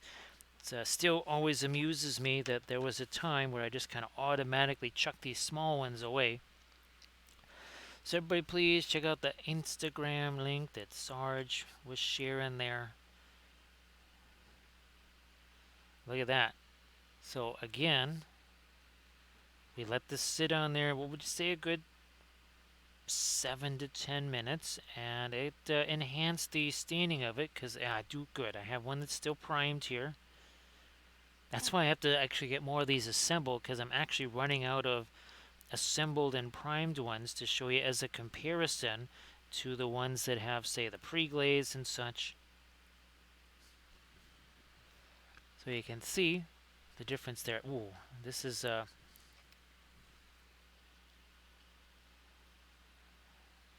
again, there you have primed, pre-glaze, pre-glaze wiped away. So everybody please check out what the Marshall's looking like there. So that should be very fun there, Bithrat. Now let's do again what we did on this. We'll be taking our new, what was it, the radiant indigo as we like to call it. So we'll set our Dark Queen aside for a second while we get caught up on this one here. And again, that's at 1 hour 30 minutes minus the time we've already spent on the. Oops, wait a minute. I knew there was something I was forgetting there. Well, again, you can kind of see the staining power of the Mars Black and the Van Dyke Brown, especially on something as absorbent as the cork bark. That is not the bulletin board cork. So Sakaya, this pre-glaze was essentially phthalo blue, phthalo green. The Dark Queen Galadriel had no pre-glaze. We actually sort of primed it a dark bluish gray and then just started doing the dry brushy stuff over because that's what we've been doing on a lot of our stuff lately, especially spindly things like this where there was no way we're getting in there. So all of this was primed a very dark brown, almost as dark as, say, this. And then lots of, instead of a pre-glaze, we sort of started out with the dry brush. We did 3 of these here chariots. We also, it was the same thing for all of, here we are. Man, we're going to have to get some magnets on those guys. We need some magnets there. So, again, with these guys, same thing. They start out as dark brown, and then we started doing the dry brush stuff afterwards. Now, again, I have some more of these fabulous basing bits printed out now. You know what? I think I can just use this. I think I can just use this here. That's going to go in here where the armor is. On that spear. Definitely on the shield. Here, let's really scrub that stuff in there. Like so. Really, really, really, really scrub that in there. There we go. So this is the, again, it's not a radiant color. It's, what is it? Oh, the brilliant colors from Richardson. This one, Ice Blue, again, it's really, to me, it's basically radiant indigo as far as I'm concerned. So Sakai, yeah, if you check out a lot of the recent streams, it has been a different approach. Part of it is, well, they're really spindly miniatures and don't want to risk snapping things off doing a pre-glaze. Also, just kind of the nature of the beast. They're one-piece prints, so there is no doing any sub-assembly on those, which means having to take a little different approach to them. And we've been doing the same thing with terrain, actually. Now I will grab me a different one. We'll use this. Also, too, the cobalt turquoise, or the cobalt teal bluish, has been a really amazing color because unlike all the other cobalts, it's super opaque and dries super matte and really fast. Here's another example. This is another one we've been doing a lot of Bretonnian stuff. And here was that cobalt teal bluish right there. Some very exciting colors. Lots of fun color schemes there. Yeah, Grand Oracle. Sometimes it makes more sense, right, to maybe just go with and you can make your primer color whatever the heck you want it to be. You're not stuck with white primer, gray primer, black primer. You can mix different colors of primer. This was mixing paint with the primer itself. And that's what I showed in the video. So in one of my Patreon videos, where I took some of the primer colors, essentially the white primer, mixed it with a couple of Reaper colors to create myself basically my own custom primer color. And that was pretty sweet, being able to do something like that. Okay. Now I'm going to start throwing a little bit of the lighter stuff, and then we'll go in with the dark. So let me see if we can, maybe if I do it this way. Maybe if we do it this way here. So I think they're both on screen now.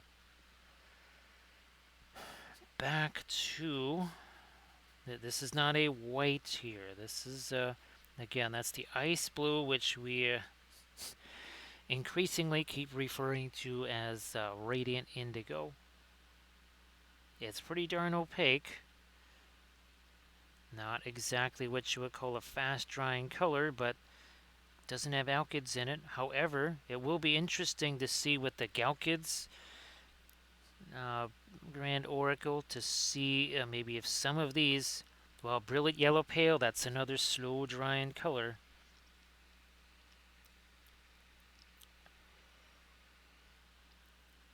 Oh, and Grand Oracle, I'm telling you, those Howling Banshees, that army painting series, I really want to see if I can do, instead of a traditional pre-glaze, actually kind of go more with actual glazes. That'll be a heck of a lot easier on the rest of the series. What's going to be tricky is the color test figure. That's going to be no idea how exactly we take that on. That could be mischievous. Nice to see you again there, Arid. Everybody please give Arid a Camwave a follow. So Arid, well, I'm guessing you didn't get any games in today. I know that earlier in the week you were able to have a game night there. Now, I'm not sure if you'll be able to do that this weekend. I mean, that wouldn't be, you wouldn't hate that, I'm sure. So it's a Williamsburg. It's a Doomsday Wallet color because I believe it is a Series 7. Yes, it is a Series 7. However, we got this and the other wallet busting color as in a Series 6 Pearline Crimson with the Super Sale. Also, what is this? A Series 5. Yeah, Series 5 Richardson color there. We got those with the Super Paint sale thing going on. Yeah, so not paying full price, not even paying, well, I think it was about 40% off, maybe at least 35% off. So that Series 7 was really more like a Series 4, which essentially puts it down into barely even cadmium range. So only Williamsburg makes those, as far as I know. And I sometimes refer to it as cobalt, or no, Terra Cobalt or something like that, because it acts just like Terra Rosa, which is amazing, because no cobalt color should really act that way. However, when you look at all the pigment info on that series of cobalt colors, what you see is we do some essentially now pinline washi type stuff here. Again, you can thin the oils, right? You cannot dilute them. That's going to be just as opaque as if I was brushing that on. And all I'm doing is just tapping the brush to the figure, and it's just kind of going into all the crevices like so.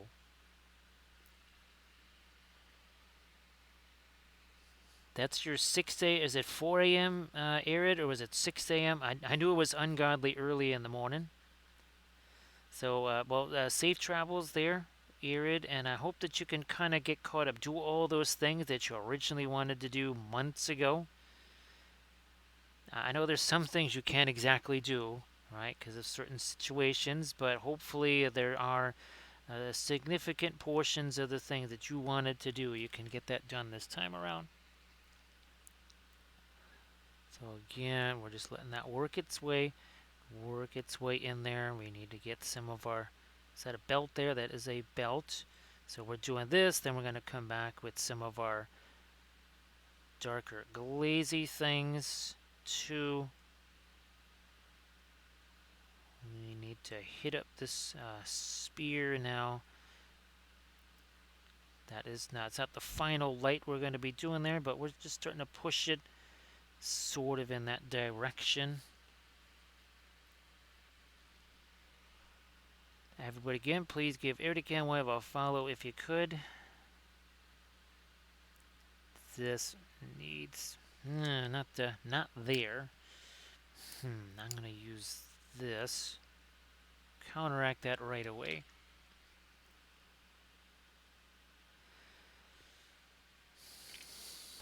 I will go ahead and use that bit of a blending brush there. We need some of our light down in here. We got some armor over here. We got the helmet up here. None of this, by the way, is our lightest light or anything of the sort. We can still go lighter than that. We also have to get some, well, speaking of Terra Rosa, we have to get some of that onto the skin in a few areas too. And of course, where's our Dark Queen? So these two figures 1 hour 41 minutes ago had Zippo paint, as in bingo paint, none, nada, nilch, none of that, no paint on there at all. Now, since I've got this, I'm going to just dive into my Radiant Gray and not do a whole bunch. Why? Because it's all going to mostly be covered with snow and icicle effects like the rest of our Galadriel. So, may not go much beyond that. I think you can see why. Again, okay, paint every rock and every little blade of whatever's in there, or just cover it with snow effects and icicles. I think we do that. Saves time. That's for sure. Back to the very light gray there. Might let some work its way out there, and then that has to just set there before we come back and then do the darker stuff over the top of that. We're also, of course, we're going to be doing our freehand back there. We haven't forgotten that, don't worry. We just don't want to be hasty little hobbitses. Don't be hasty little hobbits.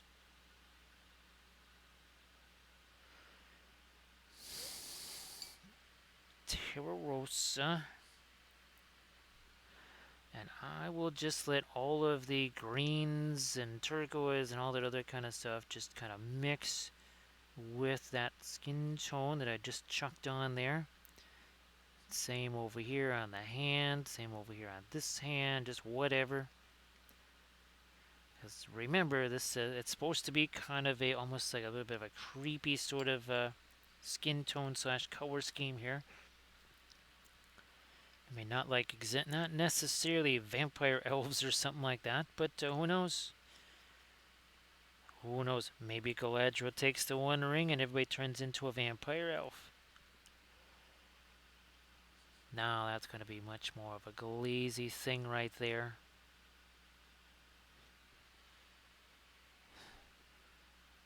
Same here. It's not a pin line wash. If it was, it would already have kind of gotten around this backside of the spear handle.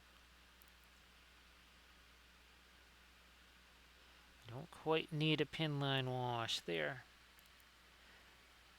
Every color will be different consistency wise and as far as what it's going to take to create a pin line wash. Now here I need a little bit more. That's so more thinner. Boom. Now we have ourselves a genuine pin line wash. Let's hit some more of that here.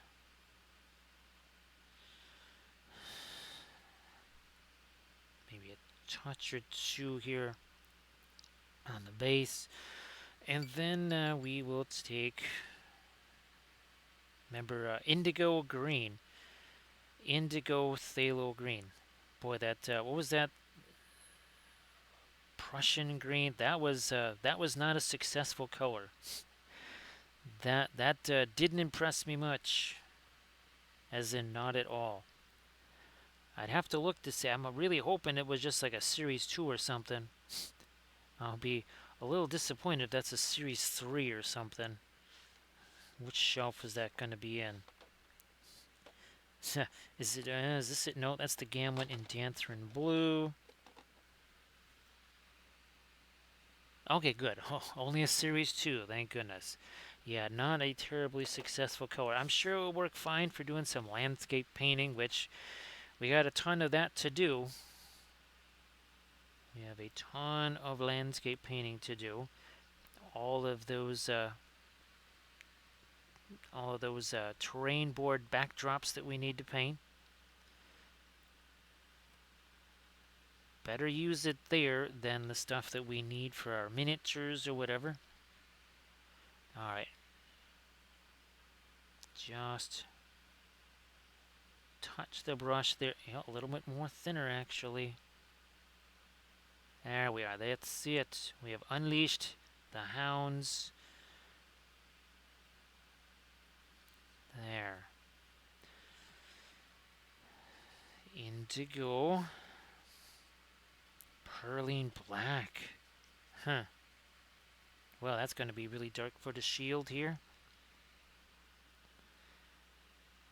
And I believe, well, we could have, I guess, gone a little bit later on the undertone of the shield there, but here, let me get a little of the phthalo green in that. This has practically no thinner in it. Why? Because we just used a whole bunch of thinner here. Thin over thick, also vice versa. So if there's going to be a bunch of thin paint on there, guess what you need to do is have a little less thinner or a lot less thinner on that brush. And that's why this is sticking. If this were just as thin as what I put on there with those lighter colors, nothing would stick here. Absolutely nothing would stick there. The other thing you want to be, again, is patient. Right? You don't want to just leap right in.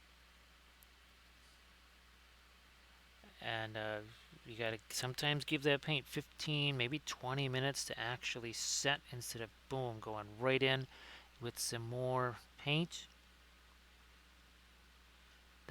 That's where painting multiple figures comes in, because you can bet that the paint we've been putting on that Galadriel figure, as I do more on this guy, well, the paint on Galadriel, that's starting to set more. There could even come down to, remember, our brushstroke maintenance phase, which typically is about 2.5, 3 hours in. Now you'll get to that much faster, right? Because you're not constantly adding more paint to it. The paint will have a chance to, as we like to say, set in the proving drawer. It's about we darken up that lower half of the spear. No. There's a little some kind of something on the end of the brush there. So again, for those going to Adepticon, we will have a limited supply of these. And you can get them there. I did sort of an announcement with the latest Instagram post. I think the next Instagram post we'll just start doing more and more. Oh, actually, that's supposed to be light there. How's about we change that back? It is dark around that. No problem. See, oils make it easy to make those changes. And of course, this is the pattern essentially that we will paint on the back of his cloak. I'm going to probably add a little bit of my lighter colors to the cloak. Then we'll let those set, and then we'll start doing some freehand on that. Again, I can let the color have a chance to set while I maybe go back to Dark Queen Galadriel and work on that.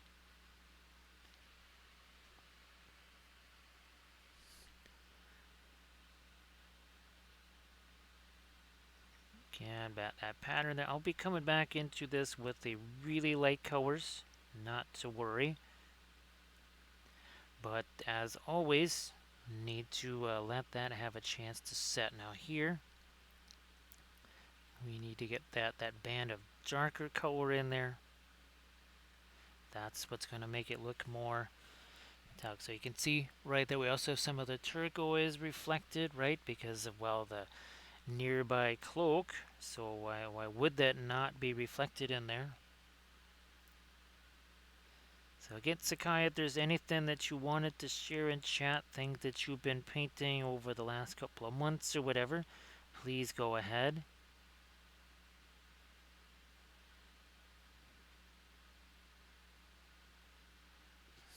Here, let's do the some more of the darker stuff here. Oh, we have to still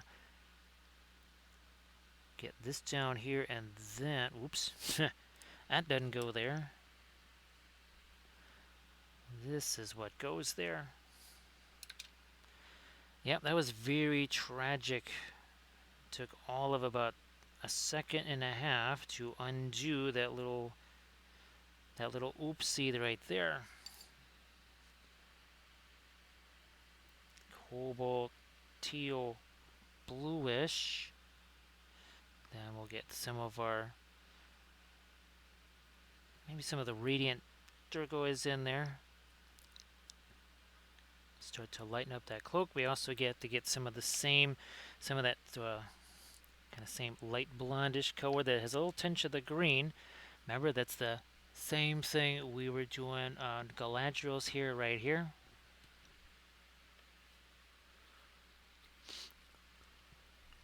Now, Sakaya, that sounds fabulous. I love dioramas. Absolutely love dioramas. If you have any work in progress images of that you would maybe want to share or anything, I'm sure folks would get a kick out of seeing that. Yeah, I really enjoy doing the dioramas for sure. Oh, maybe that could be another painting. Well, what is that? Road to Adepticon style video we could do is take that Eowyn figure, because at least that is official GW. The one we did that Glittering Caves diorama of. Maybe actually try and put something glittering on. Oh yeah, we could hit it with what is that? Our interference colors.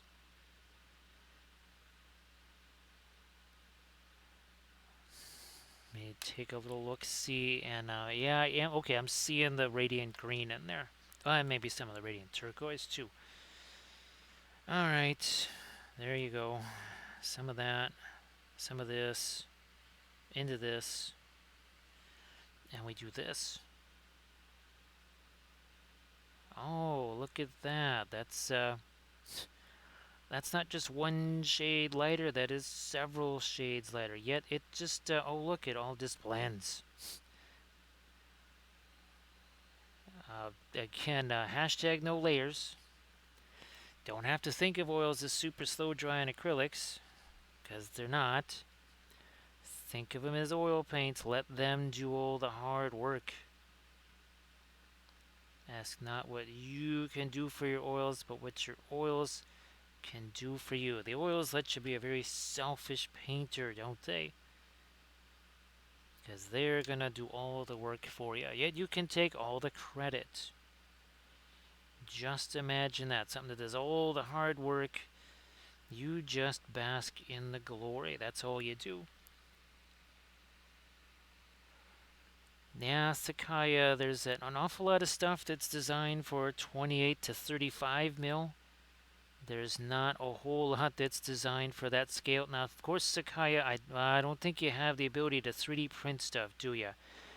because that's the great equalizer, because I can print all different. I can take the same basing bit pieces or whatever, and if I want to print them to 75 mil scale, I print them to 75. If I want to print them to 1/6 scale, it's going to use up some resin, but hey, still at least I can print that out.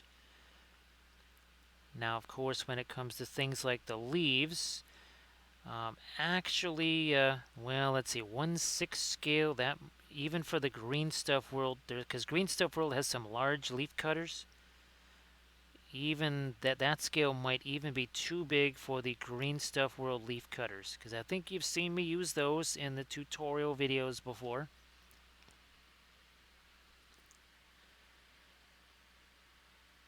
Now Sakaya, fortunately there are some 3D printers that you might be able to get them to print some of that stuff for you. So I always keep thinking of Lethal Shadows Gaming. I'm sure there's other ones too, but that could be a solution there if you really want to get your hands on those.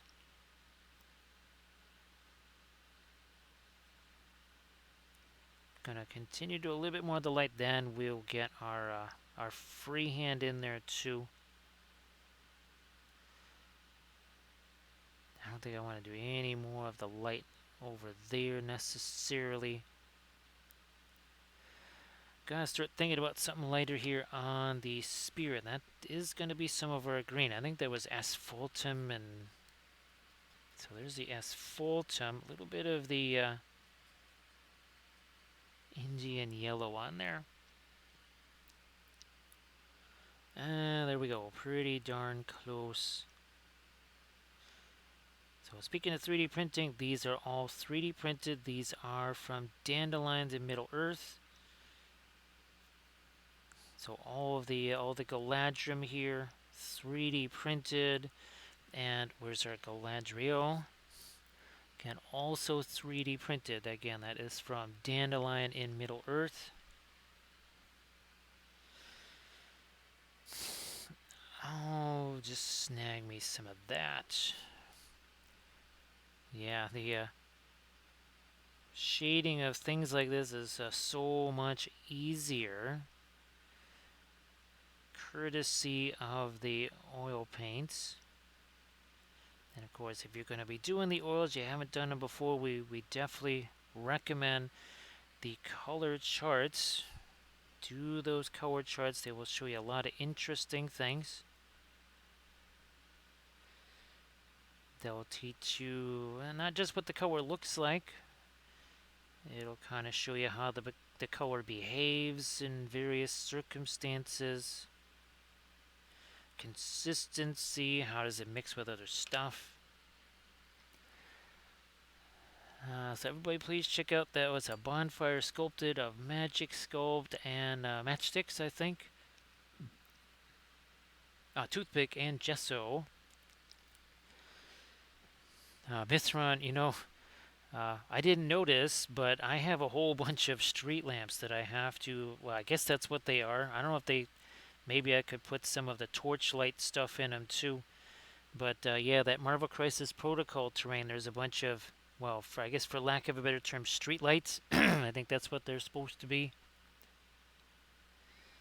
Now we're doing again that same lighter blonde hair color, but there's some greens in the shadows. Color goes somewhere, it must go everywhere.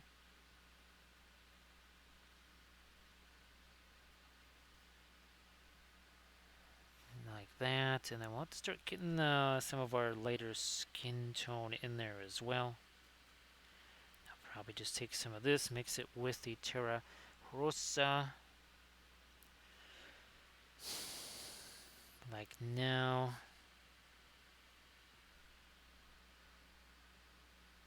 Start working again. Some of this lighter skin tone there and on the fingers.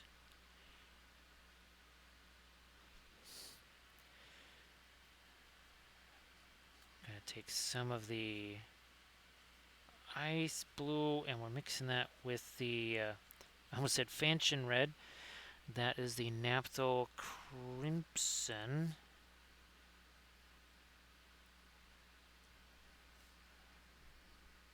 Gotta get all the way down there for the chin and the lip, and now let's do some fingers here.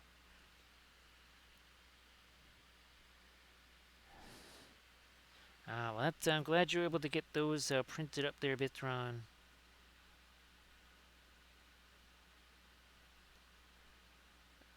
Alright, let me get some of that down in here. I need a little smidge of that on that side. Alright, now I think I'm just going to get me some more of my fast matte white out here. So we have just hit the 2-hour mark. And we have made quite a bit of progress, I would say, on our Galadriel and Galadrim, because, again, these had no paint on them 2 hours, 1 minute, and 2 seconds ago. Now, I'm glad that that worked out, Bitron, for sure. I think that's the... Well, we'll roll with this one, and we might... I think the other one is actually our more current one. I just want to get some thinner up here to let that start to break down a little bit. Yeah, that is the more beat up one. No problem. We'll work with this for right now. We're going to start finding some of our lighter edges here. And as you can see, this it gets significantly lighter, doesn't it? Why did that look lighter before? Because, well, it's all about context. You put something that's light next to something that's pretty dark, well, guess what? That light is actually going to, believe it or not, look lighter than it actually is.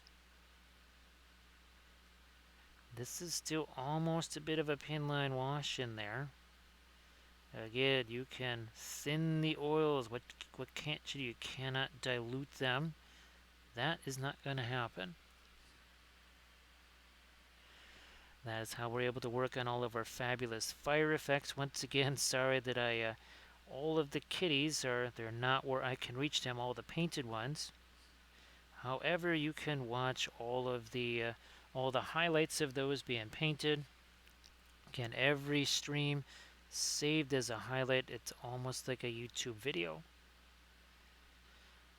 Now, I can't make playlists or anything like that. However, each one does have its own thumbnail. So just, well, look to see it. And apparently you can. I can do. You can put them sort of in some sections. I tried doing that. It's pretty difficult. I might just kind of start with the most recent ones and work my way back instead of the other way around. It is a very clumsy system. That is not easy to do. That's why, and extremely time consuming. I think, geez, the last time I even tried doing any of that was when I was in the room watching Kathy.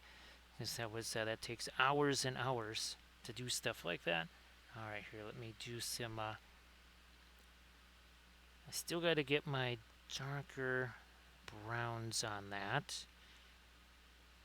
Again, you can see that starts to really get shinier by virtue of the more intense highlights and sharper edges here. I need to get a little edge on that, and then here we need some of this scale mail also to be lighter.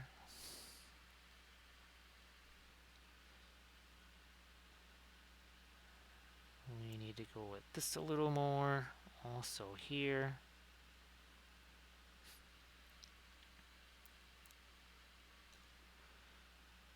Oh yeah, that is not metal, so we're not going to mess with that. This is, though.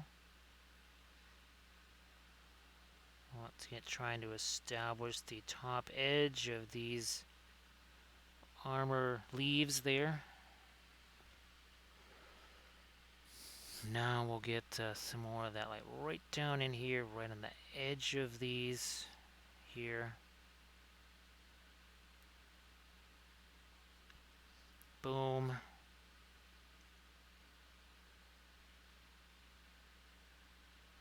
Okay. No. I'm gonna leave the lighter stuff out here, I think, on these bits of the scale mail.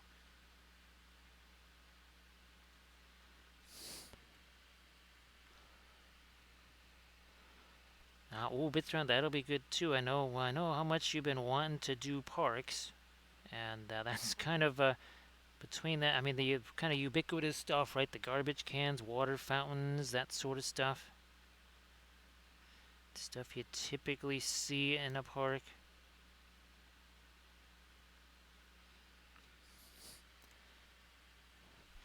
Now again, we'll get back to there and start doing some of our free-handy stuff, but I think you can really see this starts to take shape now that we're getting into this much lighter stuff. Yeah, we kind of started out in the middle, worked away a little bit darker, and now back towards the lighter stuff here. Yeah, those the fountains are definitely handy. I know that's but what's interesting is a lot of the fountains, especially the water fountains, they can, some of those designs, if it's like a public fountain type thing, right, a more decorative thing, it can actually work in probably let's see, what is the, Hail Caesar from Warlord, plus Bolt Action, plus Lord of the Rings. Could work in just about any fantasy setting, because, well, some fountains are pretty darn old. Some of those can be very old. So again, as we get the lighter bits on the armor here, the cloak starts to, we see it be not quite as light either. The cloak kind of just by virtue of having something that's really light next to it starts to get a little bit darker.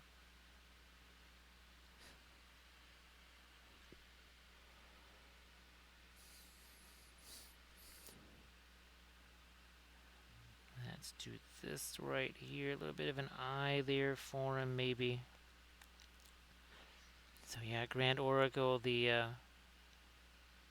cobalt and teal, or the teal and the violet really go together just very well, don't they? They're like kind of a natural team. Now where did that go? I used to have one of those here. I don't see him anymore. I used to have a my Lumineth. That was that army painting series, and there we remember we had Egyptian violet and phthalo green and such all together. That was a very fun combination.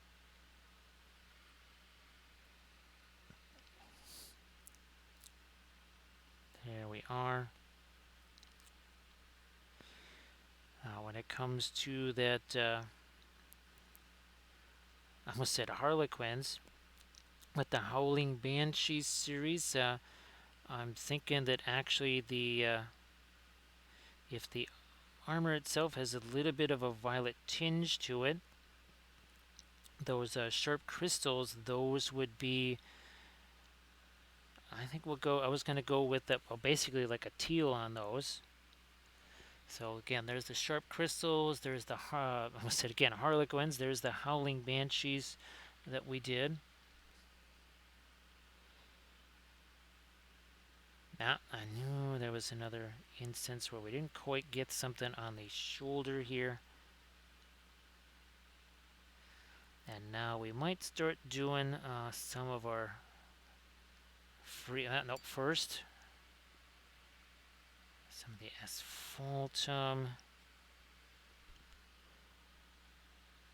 because we need that to actually be a brown and not a green. So we're changing that up real quick here. We'll just take a few seconds.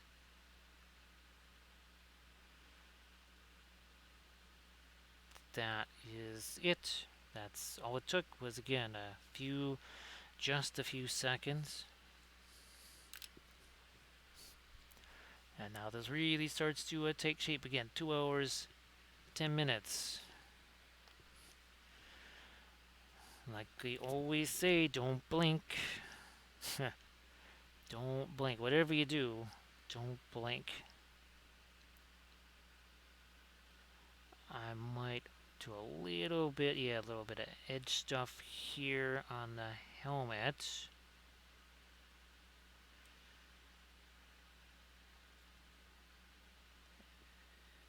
And I think I'm going to leave that, I'll leave that to set a little bit longer.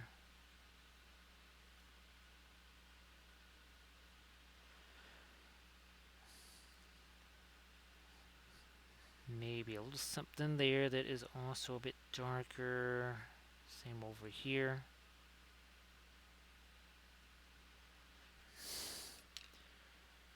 I'm looking for a blending brush that's got a little bit more oomph to it.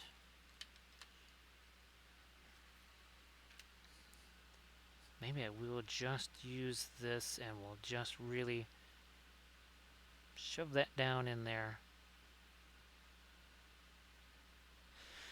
Also, I'm going to try and make that a little darker.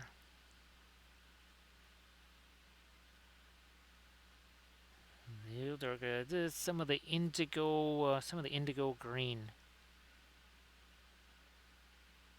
Poof. Again, and just let it mix the way it does now. Let's do some of our freehandy type stuff here, if we can. Let's move you out of the way and grab this guy, and we will use him as a bit of a reference.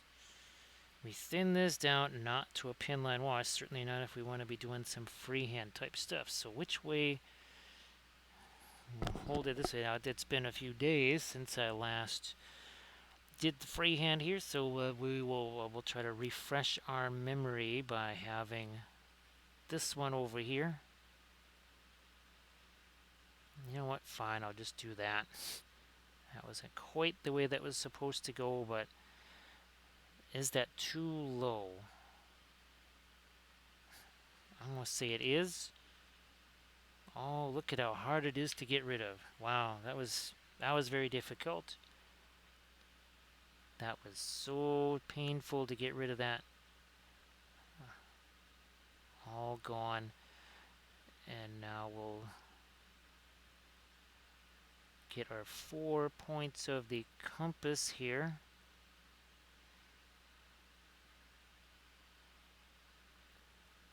That comes around this. There are some hefty folds here that do make this a bit adventurous. That does mean it impacts the overall design. And if you are kind of trying to develop yourself a freehand pattern, well, keep that in mind. Obviously, we always say draw it out several times, right? Test it, practice it. Get real familiar with that before you try to start painting it on the miniatures. It'll just make things go a lot easier in the end.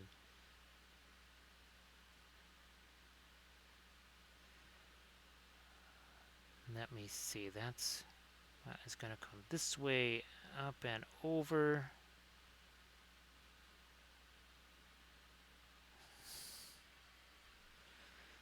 Let's do that over here.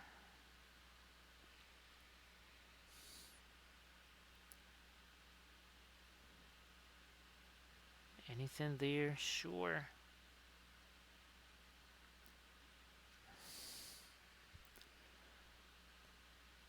Get some dark reinforcement there, and now let's see if we can do the other part of our design. Whoops, no, let's use the one where I've actually got it stuck on a container. It's easier for me to hang on to both. I'm still pretty sure that the record for how many miniatures I had in my hand at once while I was painting was 3. Start this right up about there. It comes down this way. We get a little bit of a curl on that. And it comes down this way and around and another curl down there. This one's sort of doing the same thing. So down and around this way. Once again, there's enough thinner in there to make it flow. Not enough to turn into a pinline wash. Because if it's a pinline wash, you won't be doing a whole lot of freehand with that. Alright, now we got to let that set. Now let's play around over here where hopefully things have actually had a chance to set for a little bit. Once again with our indigo, a touch of the green. And now that we've done the lighter stuff one more time, I'm going to really try and get in here and do the edges of the darker colors a little more solidly here.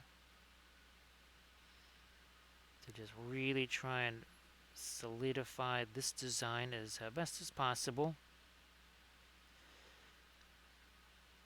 And of course, the enemy of completion is perfection. Perfection is very easy to avoid, so you can avoid that. And then you can complete more things. Besides, if you paint the perfect miniature, well, then you're kind of done painting miniatures.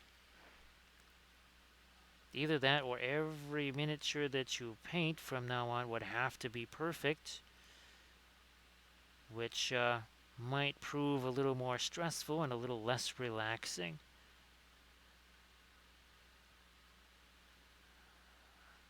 I mean, even if, well, like for me, the miniature painting, that's kind of what I do. That's where food and electricity and all that other kind of stuff comes from. However, I would want it to be as enjoyable as possible.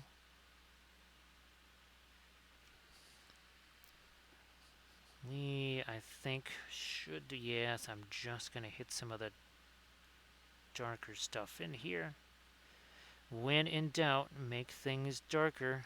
Just in general, that seems to work really well. Okay, now that's had a minute or two to set, let me see if we can start coming back into that with the lighter part of the freehand here. Let me get a little bit of the ice blue in that too. Yeah, not so much just straight up white. More the ice blue. I better thin that down a little bit more. Will that be enough? We shall see. I do believe so.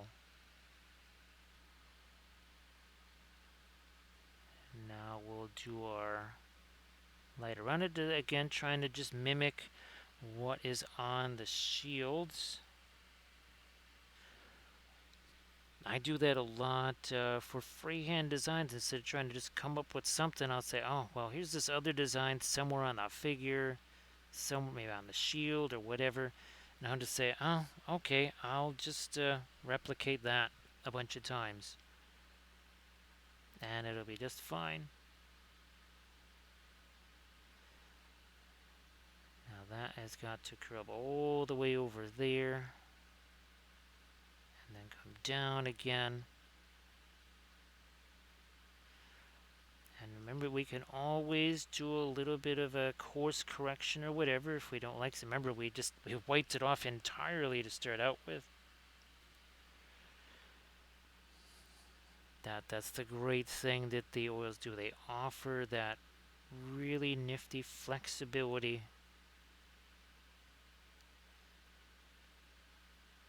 Where you say, nope, didn't quite go where I wanted to. I'll just wipe that away.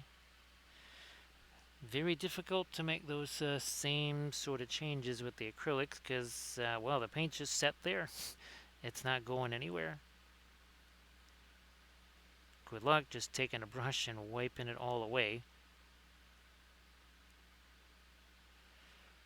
So the design, this again is not the lightest light. It might look like white, it is definitely not white. That is not white that we're putting on here. Light color, yes, but not white. And that comes all the way out to my edge here. Once again, got to get it up and over that undulation in the cloak. And now we've got this part of the pattern we have to do. Want to let the darker blue be on the bottom edge of this here. So this, see, like a ridge like that, that is where we maybe come back with something like the white, hit that again. And of course, since this here is it's all wet and it's mixing, blending in together, well, we basically are getting the shading for free, and shading freehand is that is that's a that's a really that's a difficult thing to do, very tedious, but this way we really just don't have to deal with that. It's almost there by default. Like here, as that brush moves along, it's getting darker. It doesn't look it too much, but boy, when that much lighter color hits it later on, you'll really see that.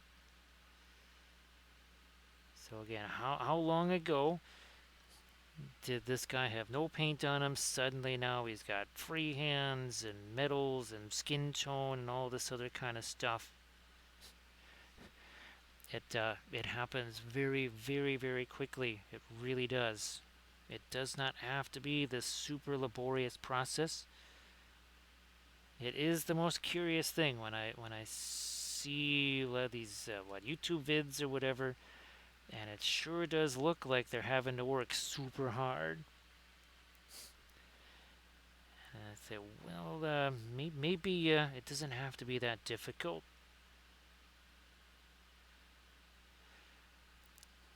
Figuring out the process might not be easy. Maybe that's another. There was some video that I just saw a few fragments of it. Essentially, it was something about, well, miniature painters, they make things seem deceptively easy. Well, sure, I mean, in my watercolor class, Irv Shapiro made watercolor painting look deceptively easy. It was not. As we found out every time we picked up those brushes. However, figuring out a process for ourselves, first it made it possible, then it started making it easier. So make it possible first, worry about that. What was it? Well, we had a little, almost like a new Book of Wapple phrase, just, sort of come up with a technique, and then you just sort of refine that technique, much like a miniature, right, where you start out with, well, pre-glaze, dry brush, and whatever, and then you start to refine it. The same thing happens with techniques. I mean, geez, we practically seems like every week I'm adding something a little bit different to various techniques or materials or whatever. It will keep things from not getting boring. I will say that. Because things, if you just do the same stuff over and over and over again, that'll get tedious. It'll be just like work. And you say, well, okay, I already have a job. Thank you so much for being here, Night Whisperer. Thank you so much for the raid. Everybody, please give Night Whisperer a follow. So, Night Whisperer, you have yourself a good one. Glad that the oils are working out well for you. If you wanted to share your post one more time there before you head off to the Betty Buys, please go ahead and do that. Everybody, give Night Whisperer a follow. Now, I'm working with some of the cobalt teal because I want to actually get some of this on the armor near the cloak. to serve as the reflected color. Just chucking a little bit of that here on the shield. We'll throw some more of our lightest color on there as well. Come on, in the corner, there we go. Now this is where we need some of the cobalt teal, bluish, again, to reflect that. If we're not reflecting that, then what the heck are we doing here? That cloak is right next to a metal surface. How would it not reflect that? Everybody, please check out the Instagram link that sorry, Night Whisper posted. I almost said Eric wife, but check out the link that Night Whisper posted. Please give Night Whisper a follow, of course. Before I forget, how's about we try and do a little bit of free-handiness right here on the front of it, so that you can see it on our one on the right. Now on the left we begin up here, it comes down, and we're just going to put a little simple twist on it. And again, keeping it simple. You combine enough simple shapes together, you'll get what really looks like an intricate freehand. Again, it's simple shapes combined together. Much easier way to go. We'll show you the previous Dark Queen Galadriel, and you'll be able to see there again where combination of simple shapes makes something that would appear intricate. What do we have here? We have half circles, lines, and diamonds. And dots. Dots, diamonds, half circles, and lines, and that's all it took to create the. Oh, and again, it's basically a checkerboard pattern with dots. That's not nuclear physics right there.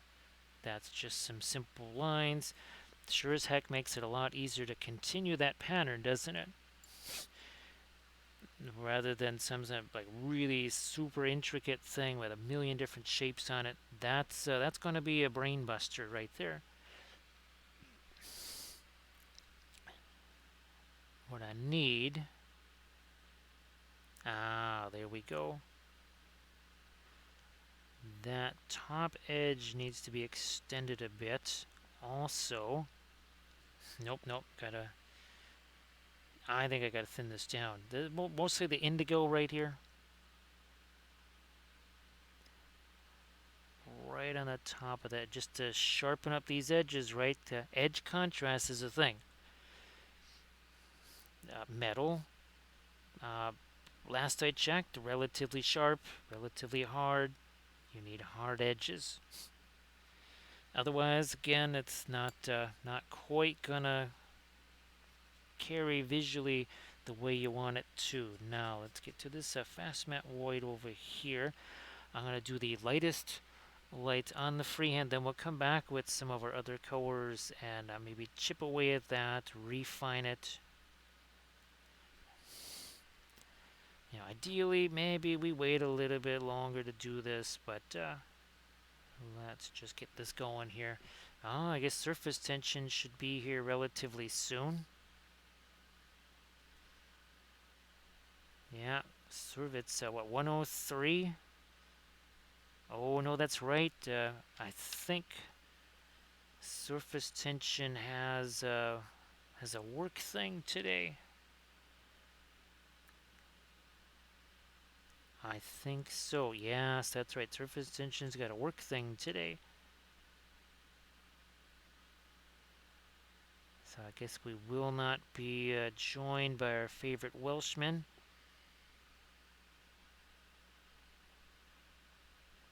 I need to get a little bit more of the light in there, more of a actual curl.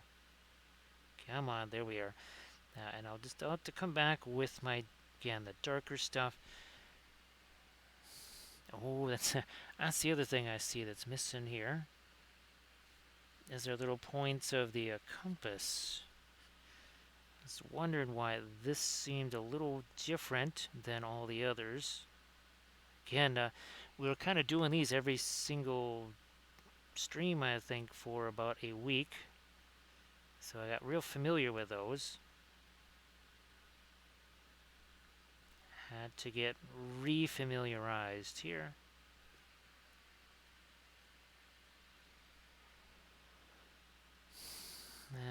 I need to get my ladle on that edge there too. Also here.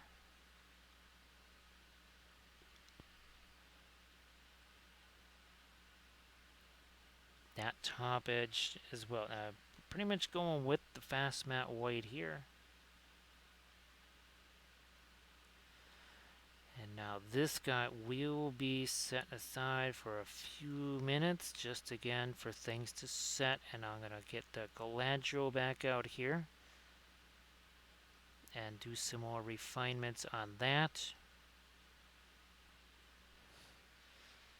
Where is she at? There she is. So again, there's our Galadriel, and we're gonna. You can see there's a little bit more of the radiant green and the phthalo green there. So again, slightly different, right? You can see there's a little bit more of the teal there.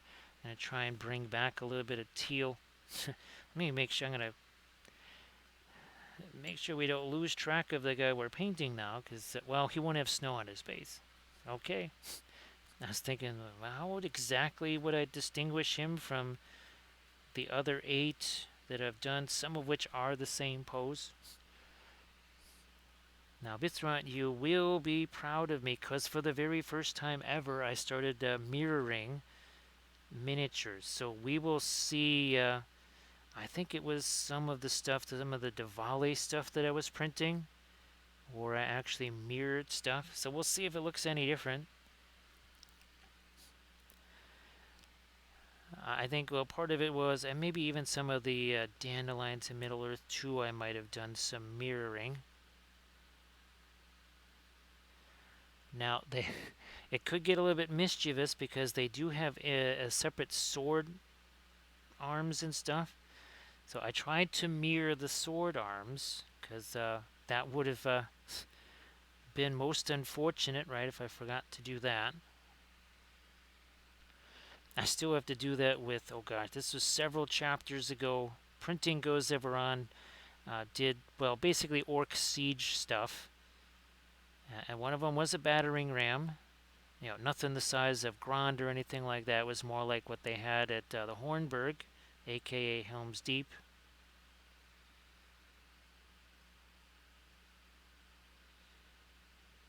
All right.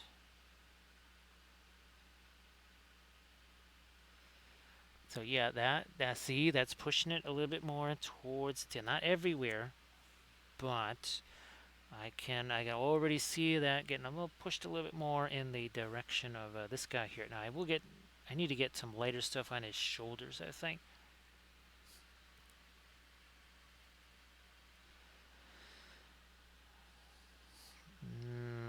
Maybe a little bit of that in here. It does actually, it's not really changing the value of anything here. What it is changing is the intensity of the color. It might be slightly lighter, but that's really not what I'm after. I'm after more the color intensity. Now this also needs significant. Not now. Maybe I'll come back into some of the lighter stuff here on that armor. Is that? Hopefully that shouldn't be too that should not be too late. Also, let me get some of this out of the field of vision there. I think that'll make it easier to see some things.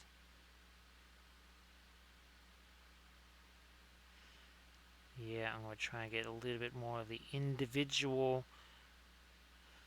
bits of scale mail there.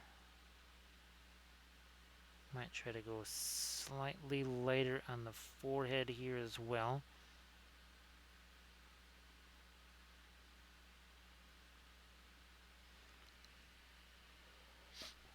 Yeah, Bithrat, there was that team, the siege team. Yeah, basically, I found out the hard way that the way he did the files is you have to mirror. So he didn't do 6 guys; he did 3, and I'm probably the 3 right-handed guys. Well, then you have to mirror them so that they become the 3 left-handed guys. Only I didn't know that. And I wondered, why in the world do I have all of these right-handed guys, only half of which will actually work with this?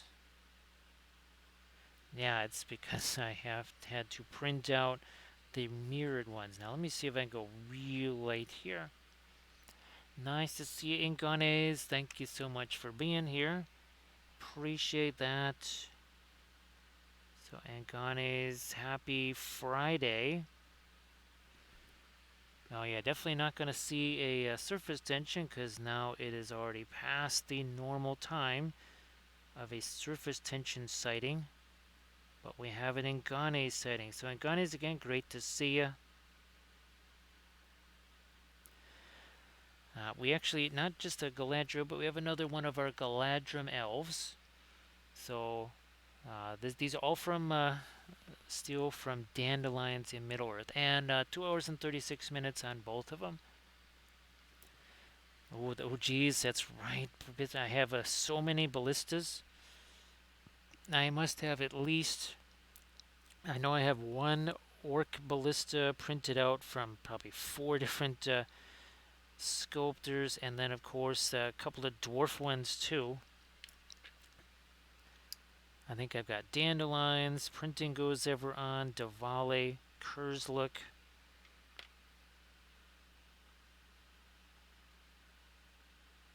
What was it that I just printed out from Diwali? I think it was some more orc stuff. Also printed out there were some orc berserkers, and that could be interesting because of the skin tones, right? That could be fun to paint. Let me see, I really need to get some intense light on this armor here. We have some mid lights, but not the really intense stuff here. Let's see if we can do that here. Oh, yes, we can. Yes, we can. Not everywhere. Just in a few spots, and now we need to do some of that here.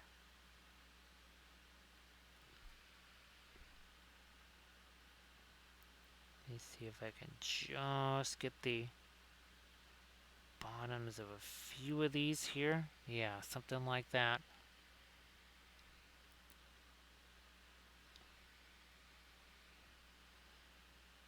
So yeah, I guess there was a change made to the demolition team this run. I'm not...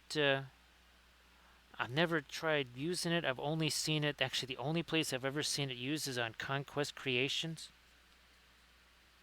Oh, I haven't seen his latest video yet. I think it's a Great Beast of Golgoroth, so basically a kind of a Mordor list versus hobbits. So that is something that I might try to peruse later while we're doing a bunch of stuff.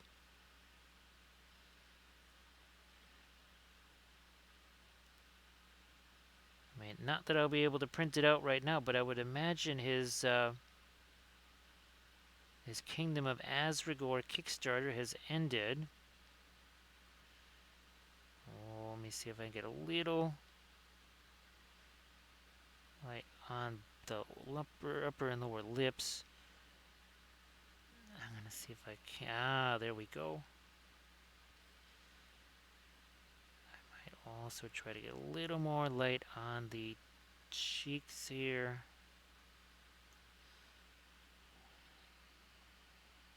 Ah, something like that.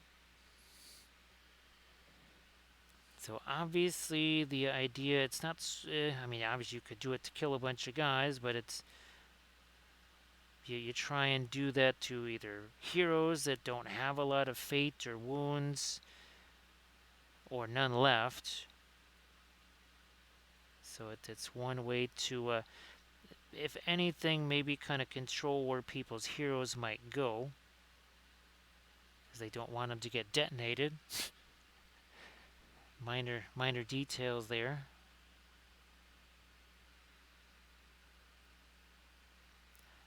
It's something to do with they have to be a certain distance or something. I don't know whatever it was. I think it makes them a little bit more difficult to execute that maneuver.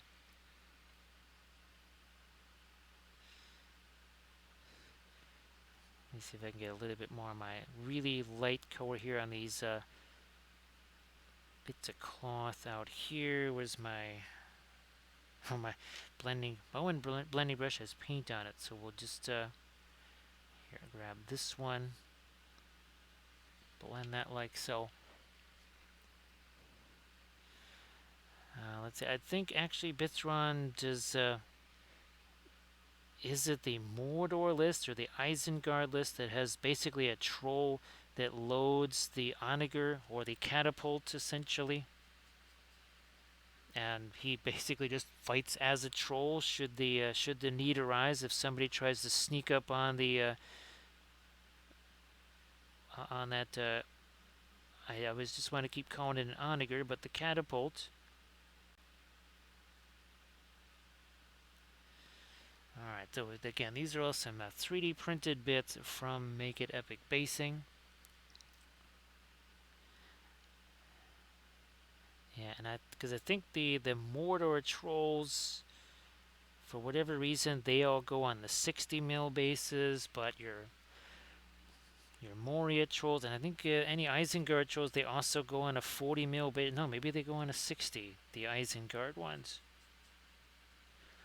Oh, because that cave troll, like Alex. More of my light along here. Same over there. Yeah, let me get a little bit of the light on this and this. So all the initial stuff we put on here 2 hours 41 minutes ago is still very much wet. We can work with that. Yeah, I just with I think actually the starter set, right, was it the Asgiliath one? Yeah, it was the Asgiliath one. That had orcs in it, and there was an Isengard troll, I think, in there, along with all of your Dandelion stuff. Whereas, oh, that's right, the one before that had Army of the Dead and such. Alright, again, just trying to get some light on the end of the little streamers right there.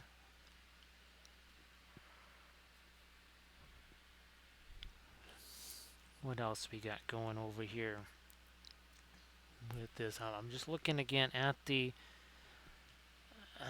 reference there, and that's actually the Weta Workshop figure, which is, well, obviously it is the exact representation. This is pretty close. Again, I like this one 1,000 times more than the Nasty Forge Roll one.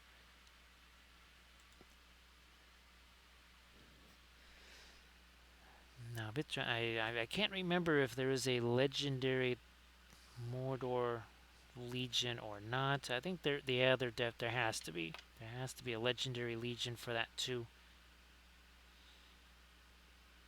I would imagine that is in the War in Gondor, or Gondor at War book, I think.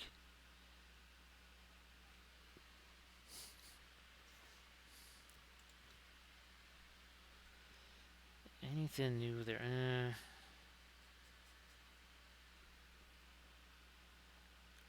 See if I can get a little more light on that here. This is almost fast matte white here. Might be the tiniest little bit of the Hansa yellow in there.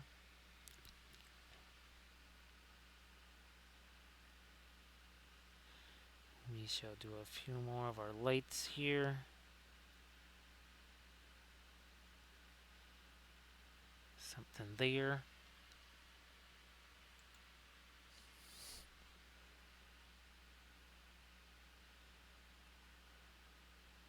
the one thing that did happen as I was trying to get this off of the supports, there's some of the fingers got a little bit trimmed off of there.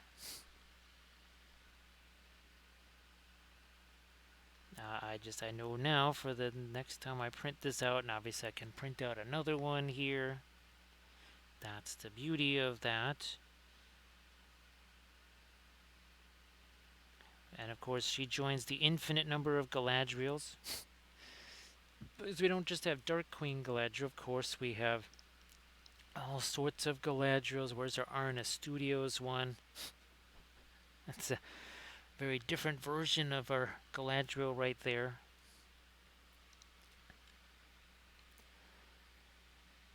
Now Vithran, Kurzlook, his newest stuff. I think he just did a bunch of Warg stuff, and I do believe that Azog must be, and Bolg must be some of the figures that he did. I could swear he already did an Azog, unless maybe that was the Diwali one that I painted. Because I kind of already have painted that white. Oh, a Warg Chieftain, that's it. Now, actually, what is it? Only the Angmar list where you can have the Warg Chieftain, or can you have him in, say, a Mordor list too, or Isengard?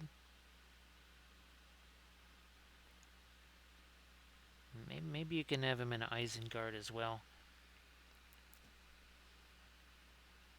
Or maybe he's just an Angmar thing.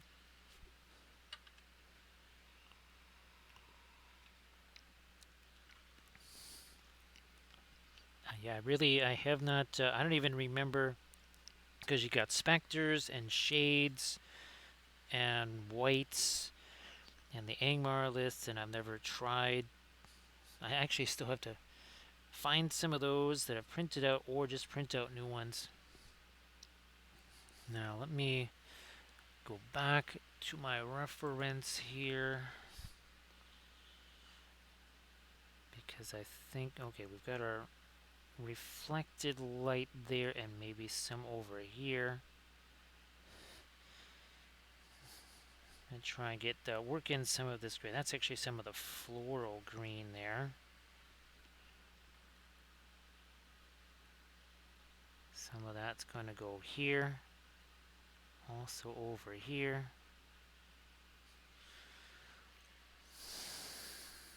Some of our perline black. No, I gotta get some thinner in that. Also some phthalo green in there. So some phthalo green and that. Now we get a bit of more of a blend there.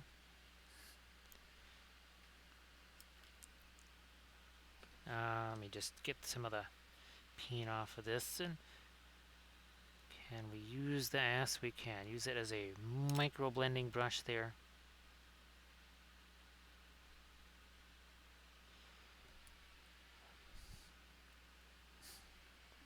A little bit of the nope, better get some thinner on that as well. Bit of thinner. Now we've been working on some of the mid-tone and the light. I'm going to see if I can't restore some of the darker edges here on the scale mail. That is very, very tricksy. See, I think I need to get that here and over here. And I can also, again, come back in with the lighter stuff too, if need be.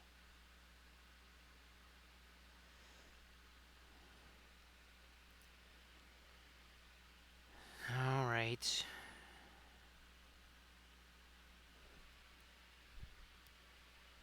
You know what? This might not work as the way I'm thinking, but I'm going to try it anyways. Is to get this. Oh, is that going to be too light? I'm going to shift that more, not just a little darker, but also to the turquoise more. And that might go under there.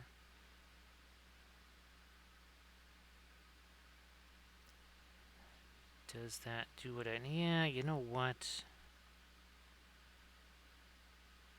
Maybe that does work. Okay, and now I can put this darker. Maybe change the angle of the eyebrow slightly as well.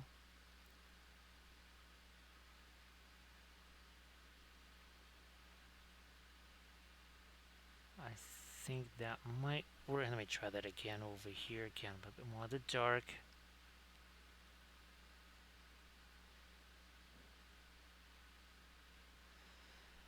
Yeah, a little bit more of a furrowed brow there. So Orc Captain on Warg. So it's the Orc Chief. It's it's the Warg Chieftain, Bithron. So he's basically just a warg by himself, and he would lead the war band of just wild wargs, and something tells me that's probably just Angmar. So yeah, that's not there's no orc on him. It's just the warg chieftain himself, just a warg, no orc. Because I believe you can only have wild wargs in the Angmar list. I could be wrong about that. I'm gonna go back here to this some of the Hansa Yellow and the Fast Matte White over here.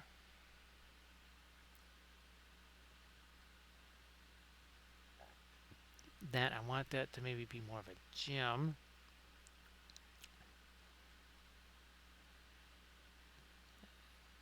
Yeah, then I should probably get some more dark in there.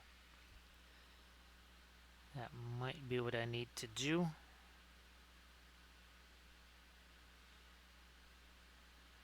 Now that I've separated some of those. Okay, I need to get back to my phthalo green here. And extend that a little bit.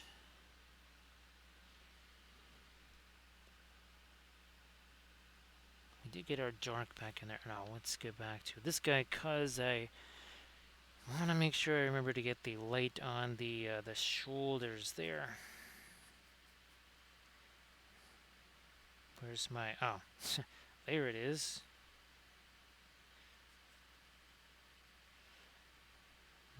We get a... well, Jesus, that ends up looking an awful lot like the Radiant Turquoise.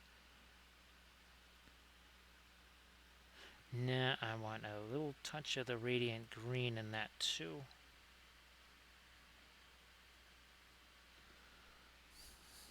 So I need this to not just be lighter, but also then separate from the armor on the shoulder, which doesn't have any real color to it. It's much more neutral. Ah, that's another thing. We needed some light down in there too.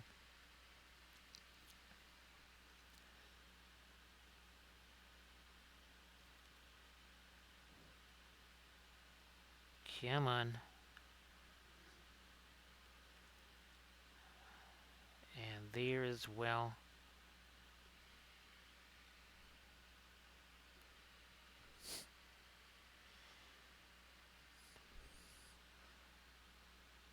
I can go a little lighter here. On the cloak.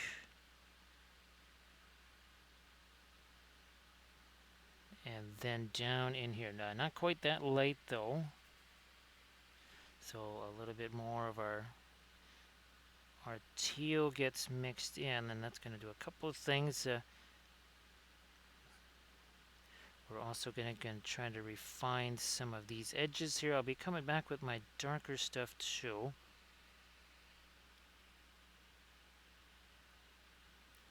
First though, again, where possible, just sort of trim away some of the excess lighter color there. Trying to create a little more of a shading in here too. Now let's get back with our darker stuff, and that's how we kind of trim away some of the white, and that will happen with the more opaque colors. They're just bound to go a little bit more wonky than your more the darker colors, which also remember with the oils, those are going to be more translucent.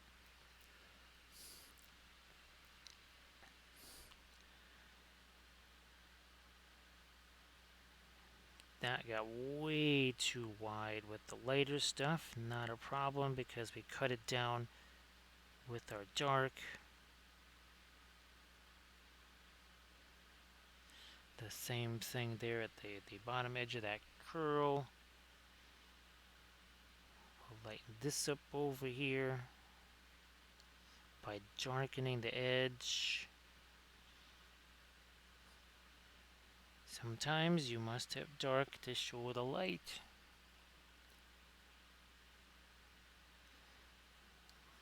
A little more of my, yep, speaking of light there.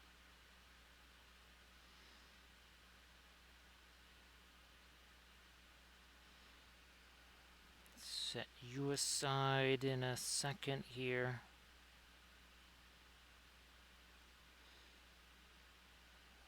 And where's our Galadriel? There she is.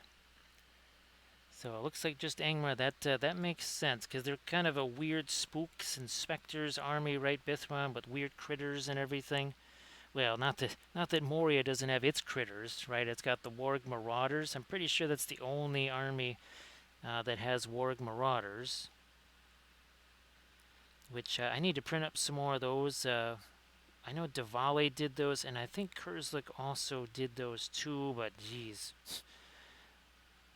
I'd have to go back and double check that.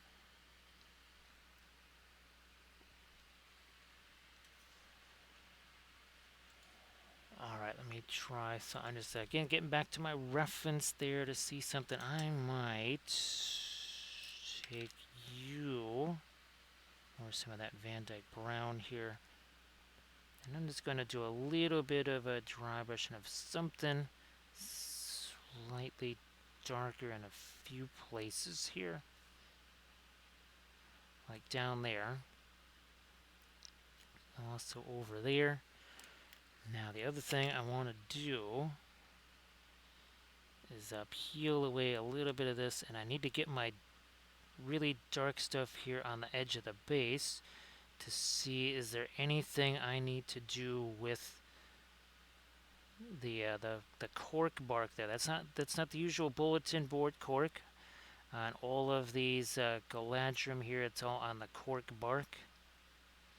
Really quick down and dirty stuff on the bases here, nothing terribly fancy.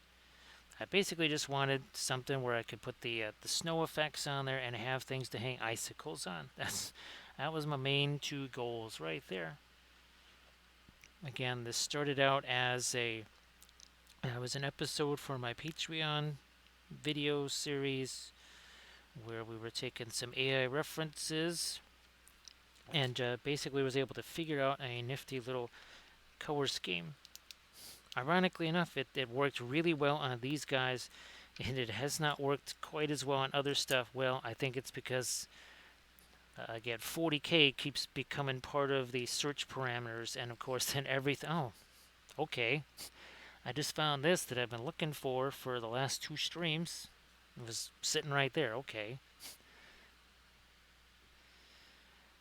Yeah, Bithron, there's all kinds of wild things about that, because you got the 3 guys back there, and I think as long as the warg doesn't get hit, it takes multiple wounds to take it down, because there's literally 3 little gobos riding on his back. Alright, so see that does make that look a little bit lighter there, so maybe I might want to go in and do some kind of a darker glaze there. I don't think that's going to have the same impact over here on Galadriel, though. Alright, what is on here? Not really sure what that's all about. No, see here, I have it significantly darker, so I don't have to go back and hit that one again.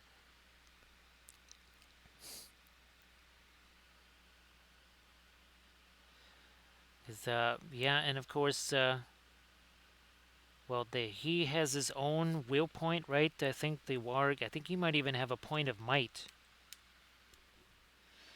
So yeah, Grand Oracle, it was, well, that's, I mean, we have used this one quite a bit. I was wondering if it was, well, I was using the hot glue gun with that basing stuff. So I thought maybe it was a strand of that because can you see it? Yeah, I can. Even on this one, even after everything I did, I can identify some strands of hot glue. Oh, also I used tile grout on this. So yeah, we went back to the tile grout homemade texture paste there. That is some really strong stuff.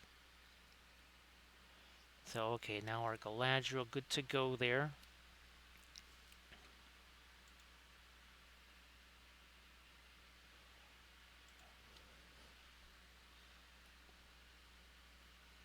Now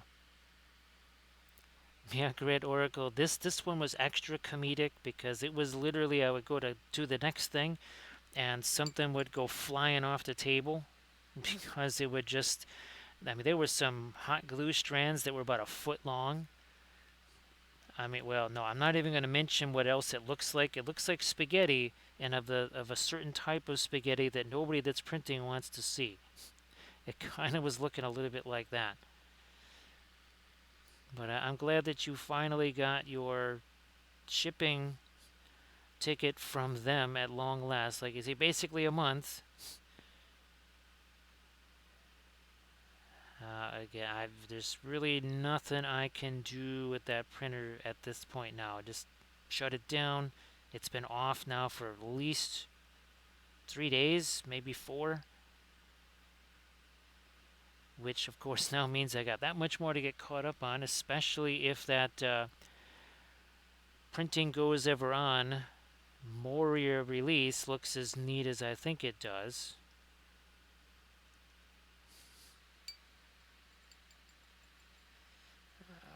Okay, we'll do a little bit more of this, a little some of that.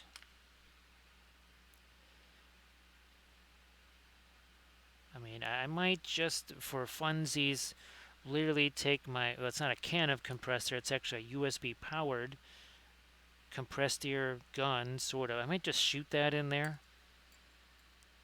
and just see what happens, and maybe again try, if I have that same cold plate, try that again.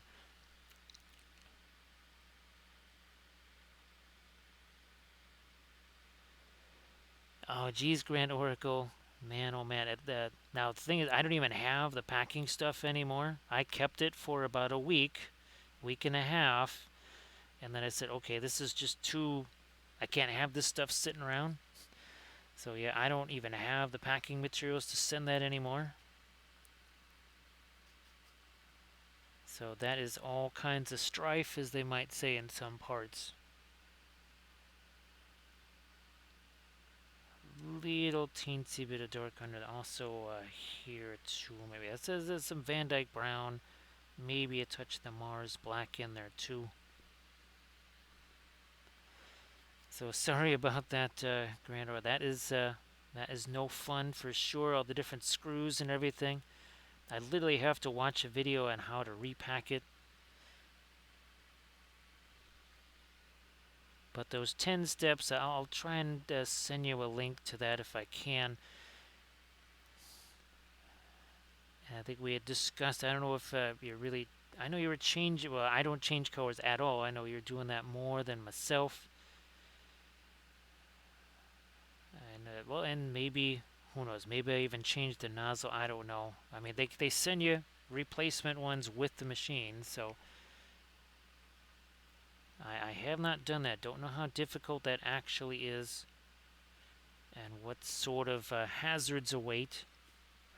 Alright, now we'll get maybe a little touch of some light maybe on these rocks here again. Not too much.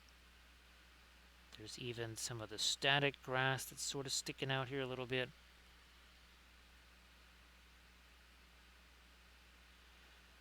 Touch more of our light along here. Again, not too much. How light did we get those? Okay, I'm going to maybe get a little more light at the top of the shield. Also,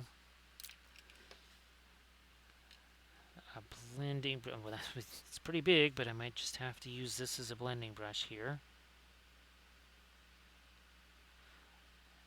Because there's a whole bunch of big old brush strokes right there. Gonna try and get rid of some of those. And some of those too, a little bit there.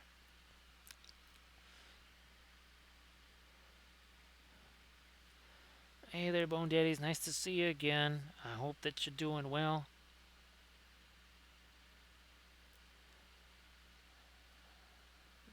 That's getting it on both ends, right, Grand Oracle? That is most definitely getting that on both ends.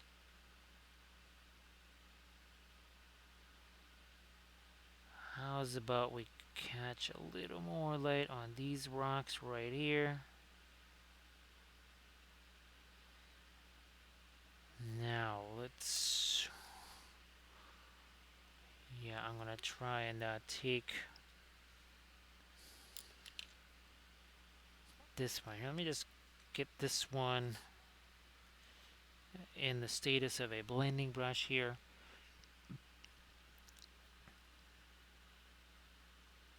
Start moving some of this. I actually need to get more light down there.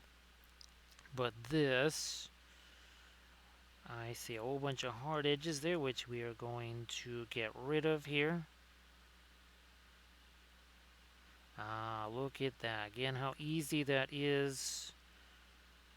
Just how easy that can be. Now I'm going to come back. Do I still have some of my fast matte white sitting around here? We have a little bit over there. Yeah, it's not quite as pure fast matte white as I wanted, but it'll just have to suffice. And we need to get a couple of very refined edges. I think it's actually getting blocked by the shield of all things, but trust me, they got to go there. Boy, Grand Orc, I can only imagine the sound of that. Now, it's I imagine it's also not the quietest instrument in the world. Something tells me that you can hear that. You can hear that thing very well. You don't have to strain yourself to hear that. Oh, thanks, Grand Oracle. The orc berserkers that they did, they really do look an awful lot like the Urukai. Well, the orc scouts, that's right. Now, Grand Oracle, I'm not wrong to think that she didn't do Galadriel cavalry, right? I think she did more Rivendell cav. Unless maybe I'm thinking about it wrong. I kind of was trying to look through some of my files while I was trying to find which ones were the my Howling Banshee files.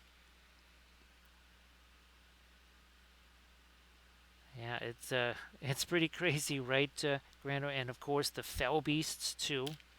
Not only are they nicer, but there's an actual variety from one to the next. And again, speaking of the fell beasts, let's see, Medusa Project, and also, gosh, can't remember who the other. It's a much harder. Oh, Navarro, I think that's the other one. Those basically have your named your named race on fell beasts. So Kamul, Dark Marshal, the Undying, the Dwimmerlick, I think it's Karn, the Betrayer, and the Shadow Lord.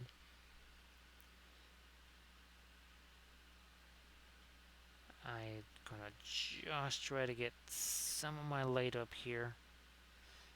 So Grand Oracle, hopefully again this is going to be another weekend where you don't have to be a Sherpa or be doing too much with the hiking stuff. Hopefully maybe that frees you up a bit for doing some painting and some more experimentation, because I think you probably had a lot of fun doing that.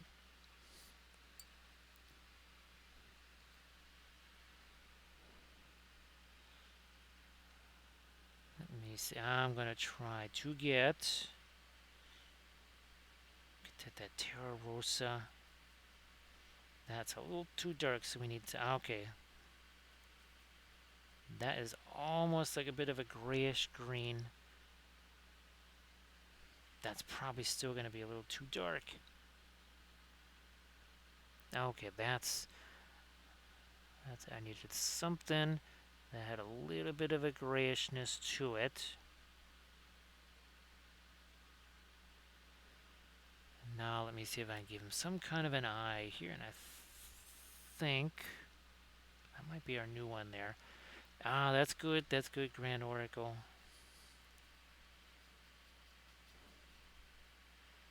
Because there's certainly been some up-tempo ones of late. Alright, there's that. Come on. There we go. Now he's got himself an eye. A little bit of dark here on that side of the helmet.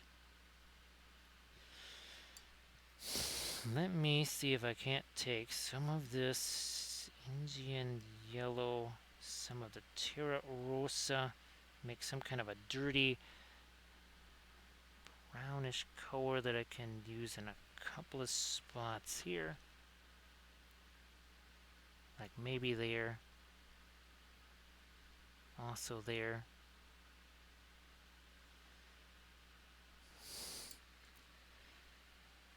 Maybe let's just go back to what kind of remains of our lightest light. Work some of this in here. Hey, the ETN, nice to see ya. Yeah, ETN, I think I'll be headed off to Inquisitor Burnsy soon because it's almost 2 and I've got lots of printing stuff to do. We have to get stuff off of build plates and get a new print started. Gonna add me some more of this, some more of our lighter stuff up here. Just a smidge more right there. So E10, hopefully you're doing well. Of course, it's been fun to actually get our Dark Queen Galadriel going here, because now we have the whole source of the army, the whole why Lothlorien has now descended into winter. And of course, we don't have enough Dark Queen Galadriels already, right?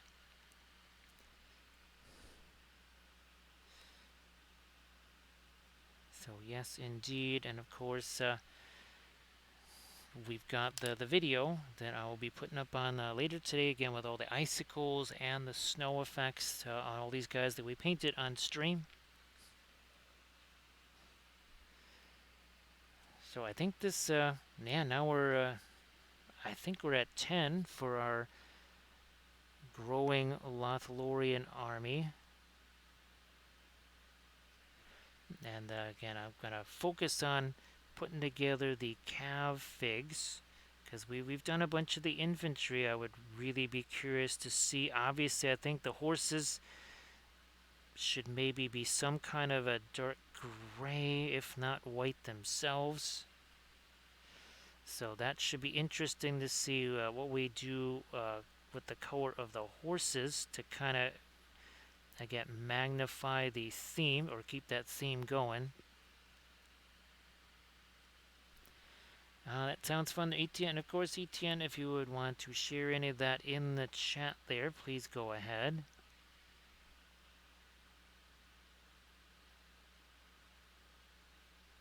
Alright, I'm going to come back again with the darker stuff here. Whoops, not that. We want the indigo. Come on, right around the center there. Like so.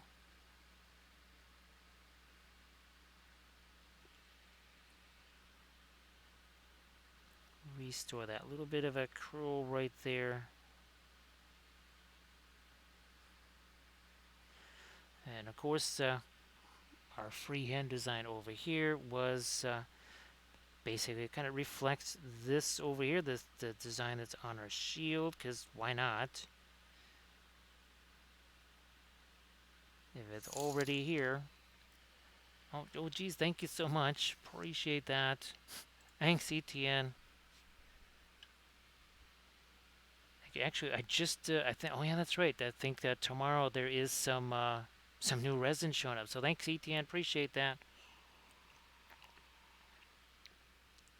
Thank you so much. That I think the spools of Elegoo stuff went up to 49 or something like that. I think they went from 44 to 49, but apparently they're back down to 42 again. So that is let's see, it's the cranberry ginger ale and the rum. I've been looking and looking and looking for the blackberry ginger ale, but sadly they have not had that in quite some time. So that is long gone. The blackberry blackberry ginger ale. I'm gonna add me some more of my dark up here too. Yeah, we need some of that here. That is definitely my favorite, the blackberry ginger ale. But I mean the cranberry stuff is that's okay too. Nothing wrong with that. And what's funny is that my sister and other folks, they'll look at much, much bigger stores than our tiny little local grocery store. Our local grocery store is more likely to have that than it is any of those big box stores or Targets or something like that. So everybody check out the Discord link there that ETN posted. Boy, they're not kidding. The Discord links are so much longer than your usual average, so say Instagram link or something like that. So everybody check those out. Again, that is the Inquisition stuff and some Warhammer Quest Wizards. Yes, well, I always still refer to it as my Demon Hunters army. I did not refer to it as a Grey Knights army because there were almost no Grey Knights in it. It was basically Inquisitor retinues and the Stormtroopers. Yeah, not so much with the Grey Knights, which always seem to perplex folks. Let's get ourselves a bit of reflected later. So again, everybody, please check those out. Be like Bithron. Go and check out the links that Etienne just posted.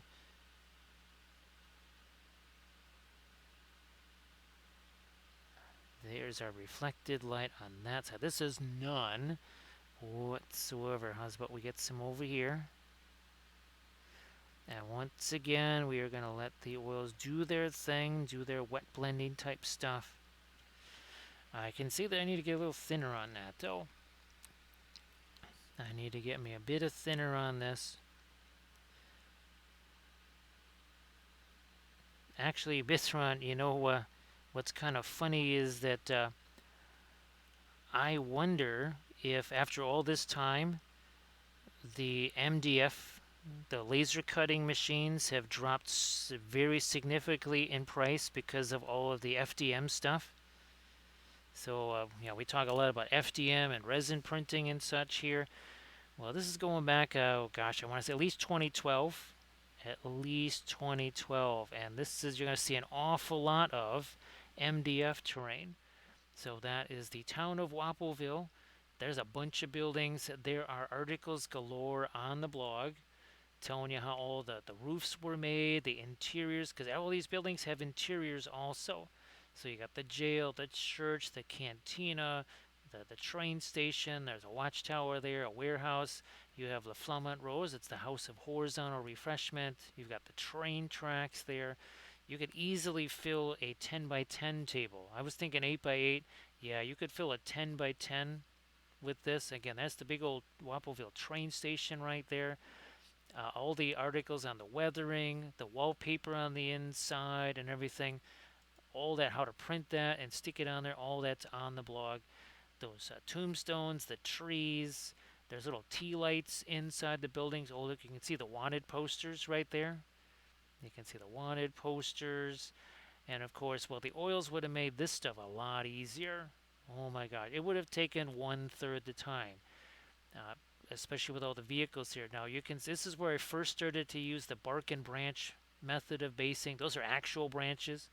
So obviously nothing's 3D printed here. Like the snakes, those are just sculpted out of green stuff.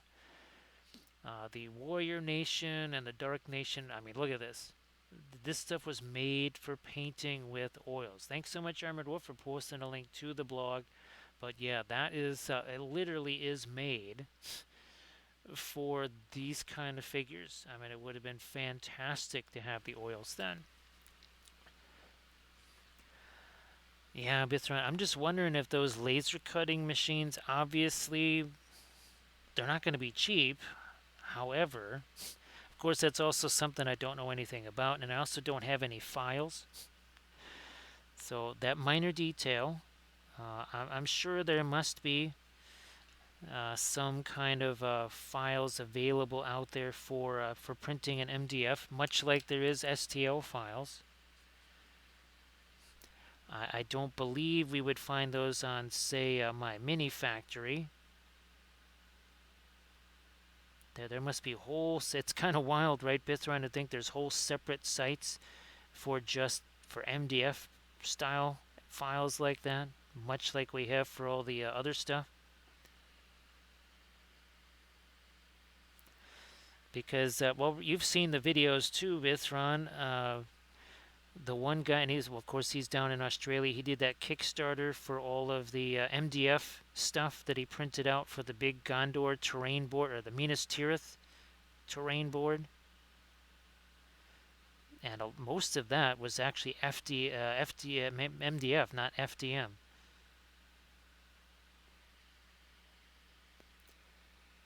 So again, Etienne, thank you so much for that. That is very, very helpful. Much appreciated. Let me get a little bit more of our light coming down this way. This still needs to get a little bit later, I think.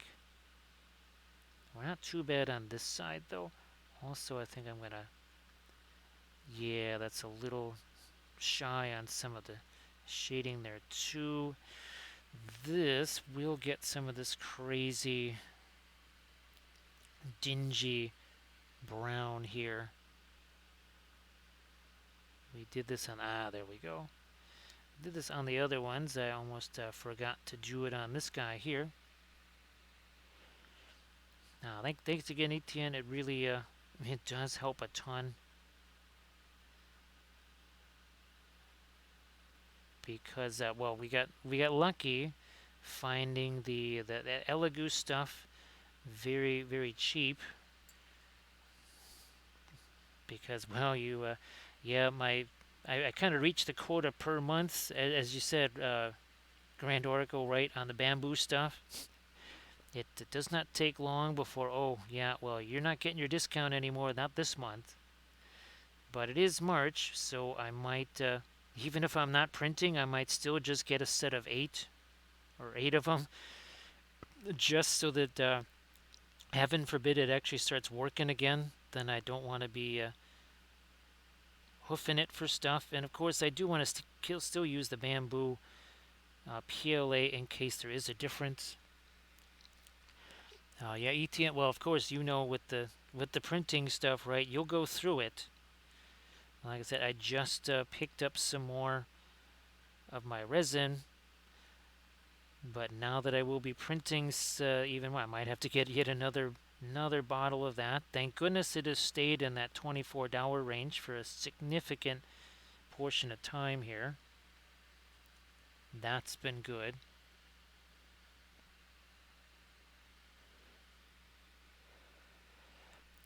So yeah, Grand Oracle, and of course, you know what's interesting is that I printed just fine at the sport speed all the time, and then I basically felt like I had to abandon that all of a sudden, like it was just creating too many errors and stuff was coming off the plate. I don't know if being in sport mode like that is a more violent motion. I mean, for lack of any better term. Don't know. All right, yeah. Let's get a little bit of our darker brown there, and I'm gonna go with the. Well, that's gonna be very. It's a lemon yellow brown. That's gonna be sounding pretty weird, but I think that's what we need to do here. And then I might come back with one more round of the lighter stuff.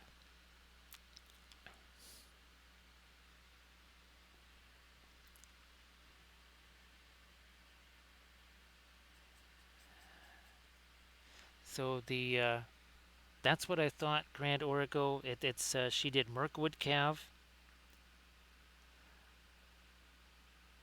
I know in the last stream someone said, "Oh yeah, she did great Galadriel, right?" I'm like, those aren't Galadriel. That's Mirkwood. But definitely would rather deal with those, right, than the Forge World Mirkwood elves any day. Now let me see if I can't get. I'm just going to use my lighter gray in here. I guess I better get me some more thinner on that. Yeah. I know people, they'll ask, well, how much thinner should I put on there or not put on there? I always say the miniature will let you know, because it will depend on what colors you're using. It'll even depend on which brands you're using, because some brands will require require less thinner than others. It's weird that way. So Grand Orc, boy, I'll have to just. I don't think I have those. I don't think I have them, and of course that's all. I don't know if that's is that under Patreon or is that just on like the was that tribes or whatever. It used to just be again under my mini factory, but all that I think has changed. Because yeah, Golden Wood Knights. That's how she refers to the Galadrim.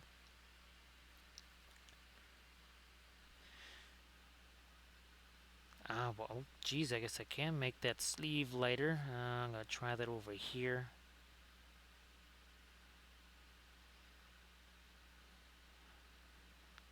What is going on with this stuff? Maybe I'll try lighter first here. It's on Colts 3D. Whoa, thanks for the heads up there, Grand Oracle, because I would not have looked there. We had that discussion, didn't we? Yes, about the fees and each one kind of has a different goal. All right, so thanks for the heads up there. So ETN, unfortunately, the Optilings, we found that out very early. Those, well, they're very slimy, very nasty, very shiny, and they take forever to dry. And by forever, I mean potentially days, weeks to dry. What they wanted to do is they wanted them to kind of handle like acrylic paint, so they chocked them full of safflower oil and stuff. So yeah, that's most unfortunate. Yeah, the Optilings, I actually have a bunch of those. I don't even know where they are right now. They're just somewhere in the house. Maybe gathering dust, maybe not, depending where they're located. Because I thought those were sort of later versions of the MIG ammo oil brushes, only to find out that no, the MIG ammo oil brushes came afterwards, and they sort of fixed the horrendous ears of the Optilings. Yeah, ETN definitely. Now, hopefully, you just kind of have. Because I had actually some of almost like you could say regular colors. But if you can use them for pin line washes or for, well, weathering or something, I think that is the best. That might be the best way to go get yourself through those. Yeah, ETN. I also. Oh, here's one of them. So this was actually among the very first oil paints that I used on miniatures were the oil brushers. Now, of course, those containers, while they are quite indestructible, they can really start getting messy after a while. Especially when you use them with great frequency. Now, let me get the stuff out of here again.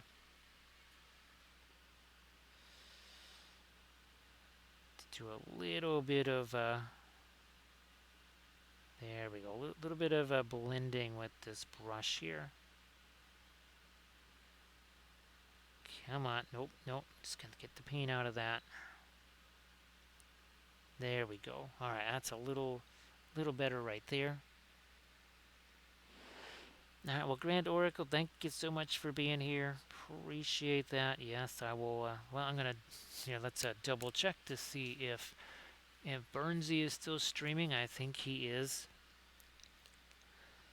So Etienne, what's funny is that I really do. Well, I think you've seen the Vehicles Workshop series that I've been doing on the Patreon page there. That's well. These were all done with the regular oils, and I think you saw the Sherman Rust. Remember the Sherman Rust? There was a lot of streaking and all the other, and Trax Rust. Yeah, good old Trax Rust. Basically, Terra Rosa and Van Dyke Brown makes you Trax Rust. So thank you so much, Armored Wolf, for posting a link to the GoFundMe. Actually, Denethor was very kind and made a little contribution there. So that was yesterday, I believe. So I know Denethor hasn't joined us tonight, but I'll have to remember to thank Denethor for that. So again, everybody that has contributed to the GoFundMe campaign, that is appreciated. And thanks, of course, Etienne, for the donation there. That's going to help a bunch. Because it's the never-ending quest for resin or PLA. That's a search that never ends. Well, you hope it doesn't, because if it does, then, well, you don't have any operational printers.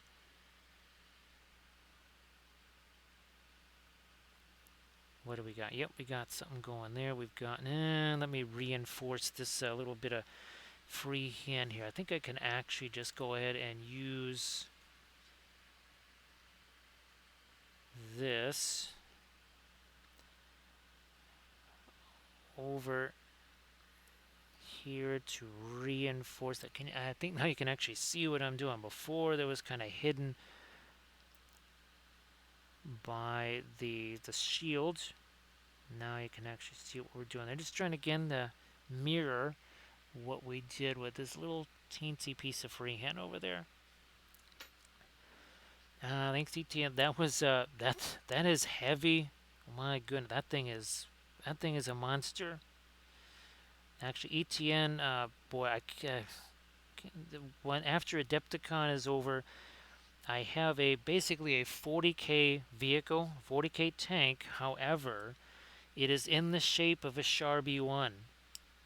So ETM, what I'm really looking forward to doing is basically a classic early war Sharby 1 color scheme with weathering on this. Again, it's a 40k tank, but it really, if you know what a Sharby 1 is, you'll instantaneously recognize it. Hey, Arathu. Nice to see you, Arathu. Let me get a little bit more of my... Yeah, just using the blending brush here. So obviously the rather distinctive kind of multi-section hard edge camo pattern, which, I mean, you can see on everything from a Saint Charmand or I almost said a BT7 or an FT17, sorry. And oh gosh, I forget who does those, but it's I don't think it's the same guy that did the Sherman Russ, or maybe it is, but he's got a PZ4, he's got a Stug, he's got obviously a T3485, but they're all very much 40k vehicles. I think he even has potentially like a Martyr or something like that also, but again in 40k form.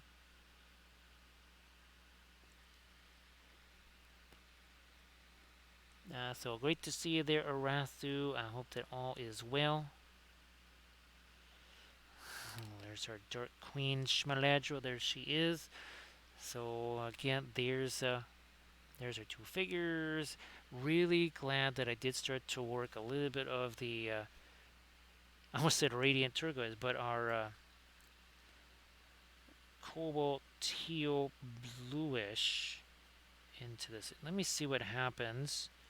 Wow, that's okay. I just mixed the floral green with that. Wow, that gets not only intense, but it's also, remember, it's going to be opaque still. Whoa, wow, oh my, wow, that's got some shimmy to it. Look at that. Wow, that was the little tiny touch of the floral green. That's it. So Rathu, hopefully you got caught up on your sleep after the early wake up call there with the fire. Was it fire inspection? I think it was. There was some kind of mischief that was going on there. Of course, well, we had our own share of mischief on Monday with the gunfire and everything else. That was why we didn't stream this Monday. That's why we did our makeup stream, our Makeup Monday stream on Tuesday with some more kitties. And I do believe, let me see, let's see if tomorrow, maybe I can paint me one or two of these guys on stream. But we have a bunch of these already. Oh yeah, see, there's the other side there. Maybe we do these as glowing or something like that. That could be interesting. Wow, that is extra intense right there. That is just a teensy bit of the floral green and the cobalt teal bluish. Wow, that is really fun to see those two together.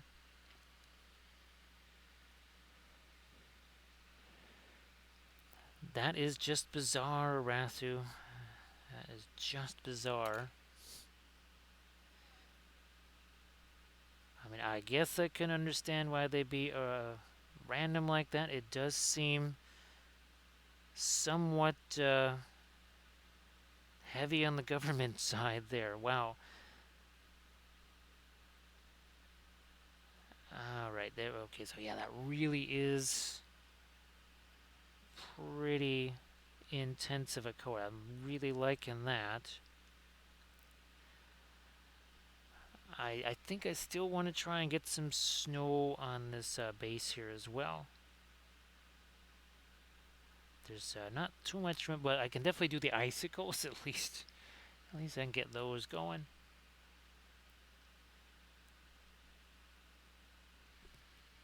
But now I do think I'm going to head over Inquisitor Burnsy's way. Unless he heads our way first. So there you go.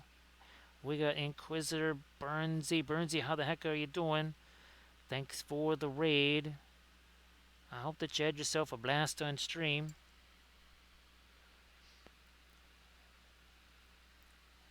Let's see. Yeah, Arathu, what's funny is here in Chicago, of course, I can reach out and touch the other house on each side because they're all jammed. I'll have to send you a picture of all the houses just jammed together here. I think you would get a kick out of that. So, Burnsy, how you doing? We've been adding to our Lothlorien army. We did another one of our Galadriel Knights, and we did Galadriel. This is Dark Queen Galadriel here. With this army story is that she has accepted the one true ring, and when she did that, Lothlorien, well, it kind of got winterized, hence all the snow and the icicles. Because I think you saw we were printing some of these, or we were printing or painting one of the kitties last time. But speaking of printing, these are all 3D printed. These are from Dandelion and Middle Earth. We got plenty more of them. Like I said, we've done 8 of these already. Now we've added again Galadriel, and here's another one. Fun cloaks and such right there. So again, those are 3D printed from Dandelion and Middle Earth. There we go. And so yeah, Arathu, there's just a little gangway in between the houses here, and that's all there is. Now, of course, all the houses here are built of brick, and I think you can imagine why, Arathu. It was that little redecorating that happened in 1871. Yeah, so when two-thirds of the city burns down, you kind of adopt a slightly different building material.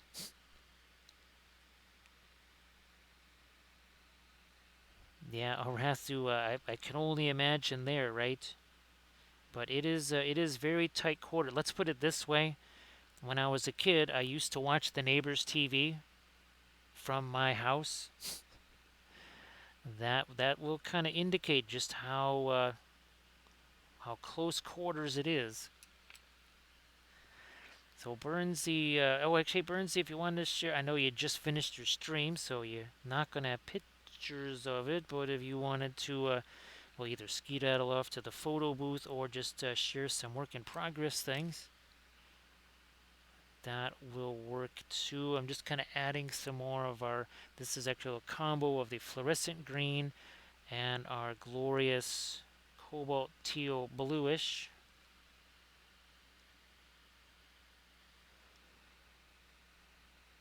That's yeah, that's what happened here. And then well, any building in the city, because Kathy couldn't understand why everything here was masonry. Because the downside of masonry buildings is that they are ovens in the summer and refrigerators in the winter. And that's but that the trade-off.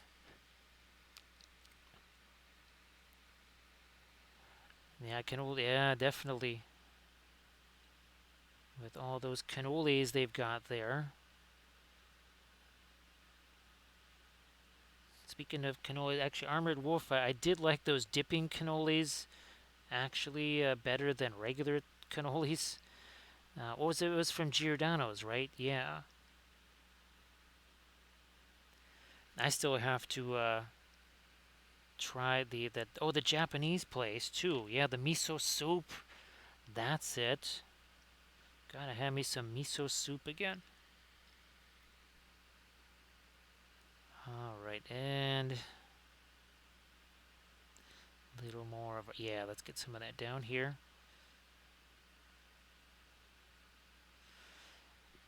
So again, what is it?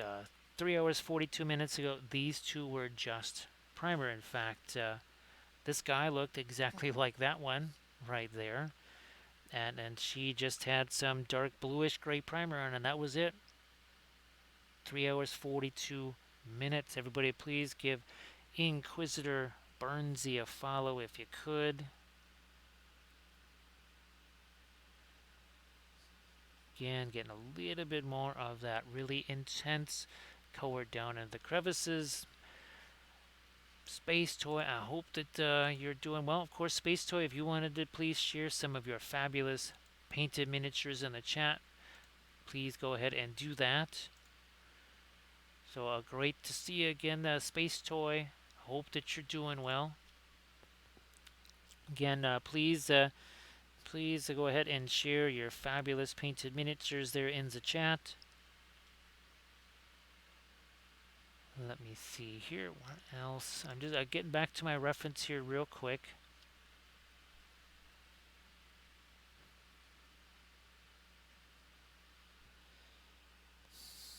I'm going to throw a little bit more down there, some more over here. So that'll be good. Some oils over acrylic so that folks can see. Again, it's not a zero-sum game. Obviously here it's all oils all the time. But guess what? I mean, they're just paint. When your oils dry, you can paint acrylics over those. And of course, while the acrylics are dry, you can paint oils over those too. So just because you're using oils doesn't mean you can't also then utilize acrylics as part of the process. So the Inquisitor Burnsy has a Death Leaper just about. We're waiting for the link to show up there. So there's the Instagram link. Oh, never mind. There's the Discord links, the giant Discord links that, of course, escaped my notice. So everybody please check those out. Also, again, Space Toys links there. Please check those out. And of course, give Space Toy and Burnsy some follows there. So Burnsy, I'm sure that it was a blast. You know what? Let me see if I can chug a little bit of this down in here, a little deeper. It's not so much about making it lighter, it's actually bringing a little bit of the intensity a little deeper into these holes. Yeah, definitely it's starting to, now it's really starting to get kind of glowy there.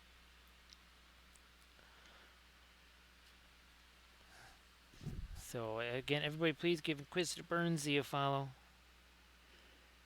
So Burnsy, hopefully all the stuffs are going according to plan, well mostly at least according to plan. Things getting done relatively as quickly as you would like. Now, again, this one is this is from Dandelion to Middle Earth. Now, here is one that we actually also printed this larger too, and then we painted a smaller one.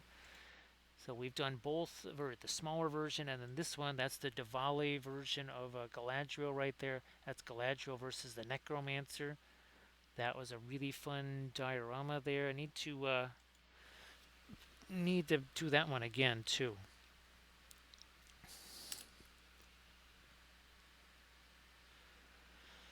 You know what? I'm fine. I'll put a little bit of that down here on the ground.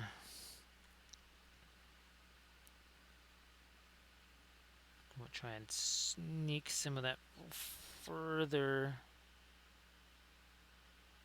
into here. Yeah, and maybe here on the cloth. Nah, not there. Yeah, we'll just have to run with that then.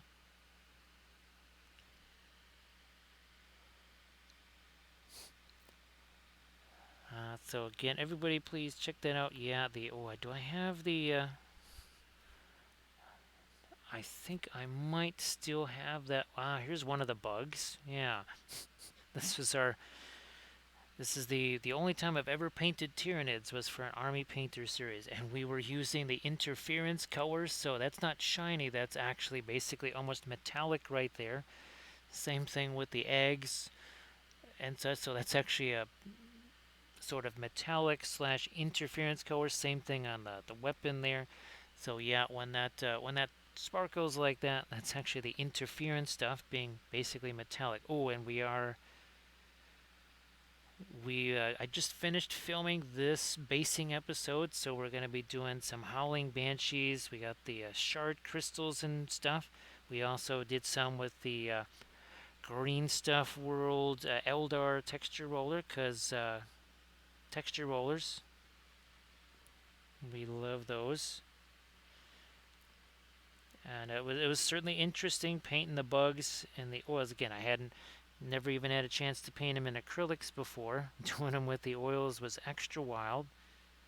I found these, I forget what the heck the name of the beetles were, but I did find some references of them, and that just, it had kind of almost like this rainbow carapace on it, all metallic, very shimmery.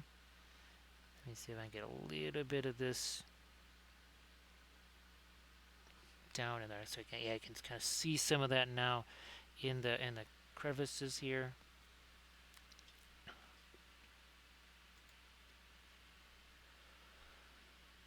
Oh, what are we doing here? Yeah, let's get some more of our green there and a blending brush and just push some of that around. We don't need a ton of it, not that far down into the darkness. So again, everybody please check the link that the Space Toy posted. Also Inquisitor Burnsy, please give them some follows.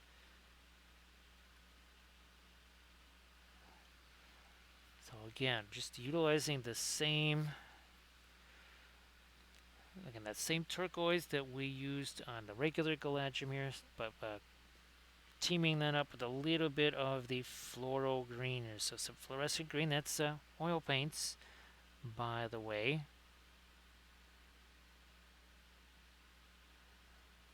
Let me fire up some more of that over there. Yeah. Also here.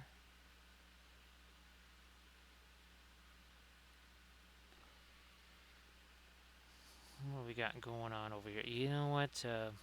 Yep, I'm gonna take some of that away too.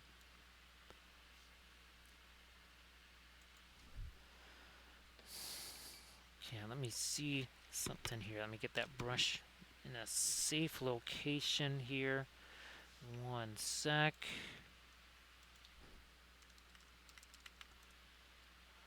Aha. There we go. Don't need the blending brush. This will be helpful right here. So, well, now that it's 2:30, we are definitely going to have to get a move on here. Because, again, I got some prints that have finished. And they need to be taken off of the build plates. And some new prints started immediately. So I do want to say thanks to Bithron for doing the clips. Thanks to Armored Wolf for doing all the moderations. Thanks for all the bits, the subs, the follows, the cheers. Of course, thanks for the raid. Appreciate that. And of course, Etienne, again, thank you so much for the donation there. That's going up. Well, speaking of replenishing that PLA and resin, right? It'll go a long way towards that. So I've got actually Zelica all ready to go here. So Zelica is going to be probably our late night target for raid. So thanks again, Armored Wolf. And once again, here we go. Two more. 3 hours, 51 minutes, and 55 seconds as I get the raid underway here. So fabulous stuff with the oils. 3D printed from Dandelions in Middle Earth. Now, I guess I'm going to have to wander off to Cults 3D and try to find the Cav. Gonna have to do that. So thanks again, everybody, and I will catch you tomorrow.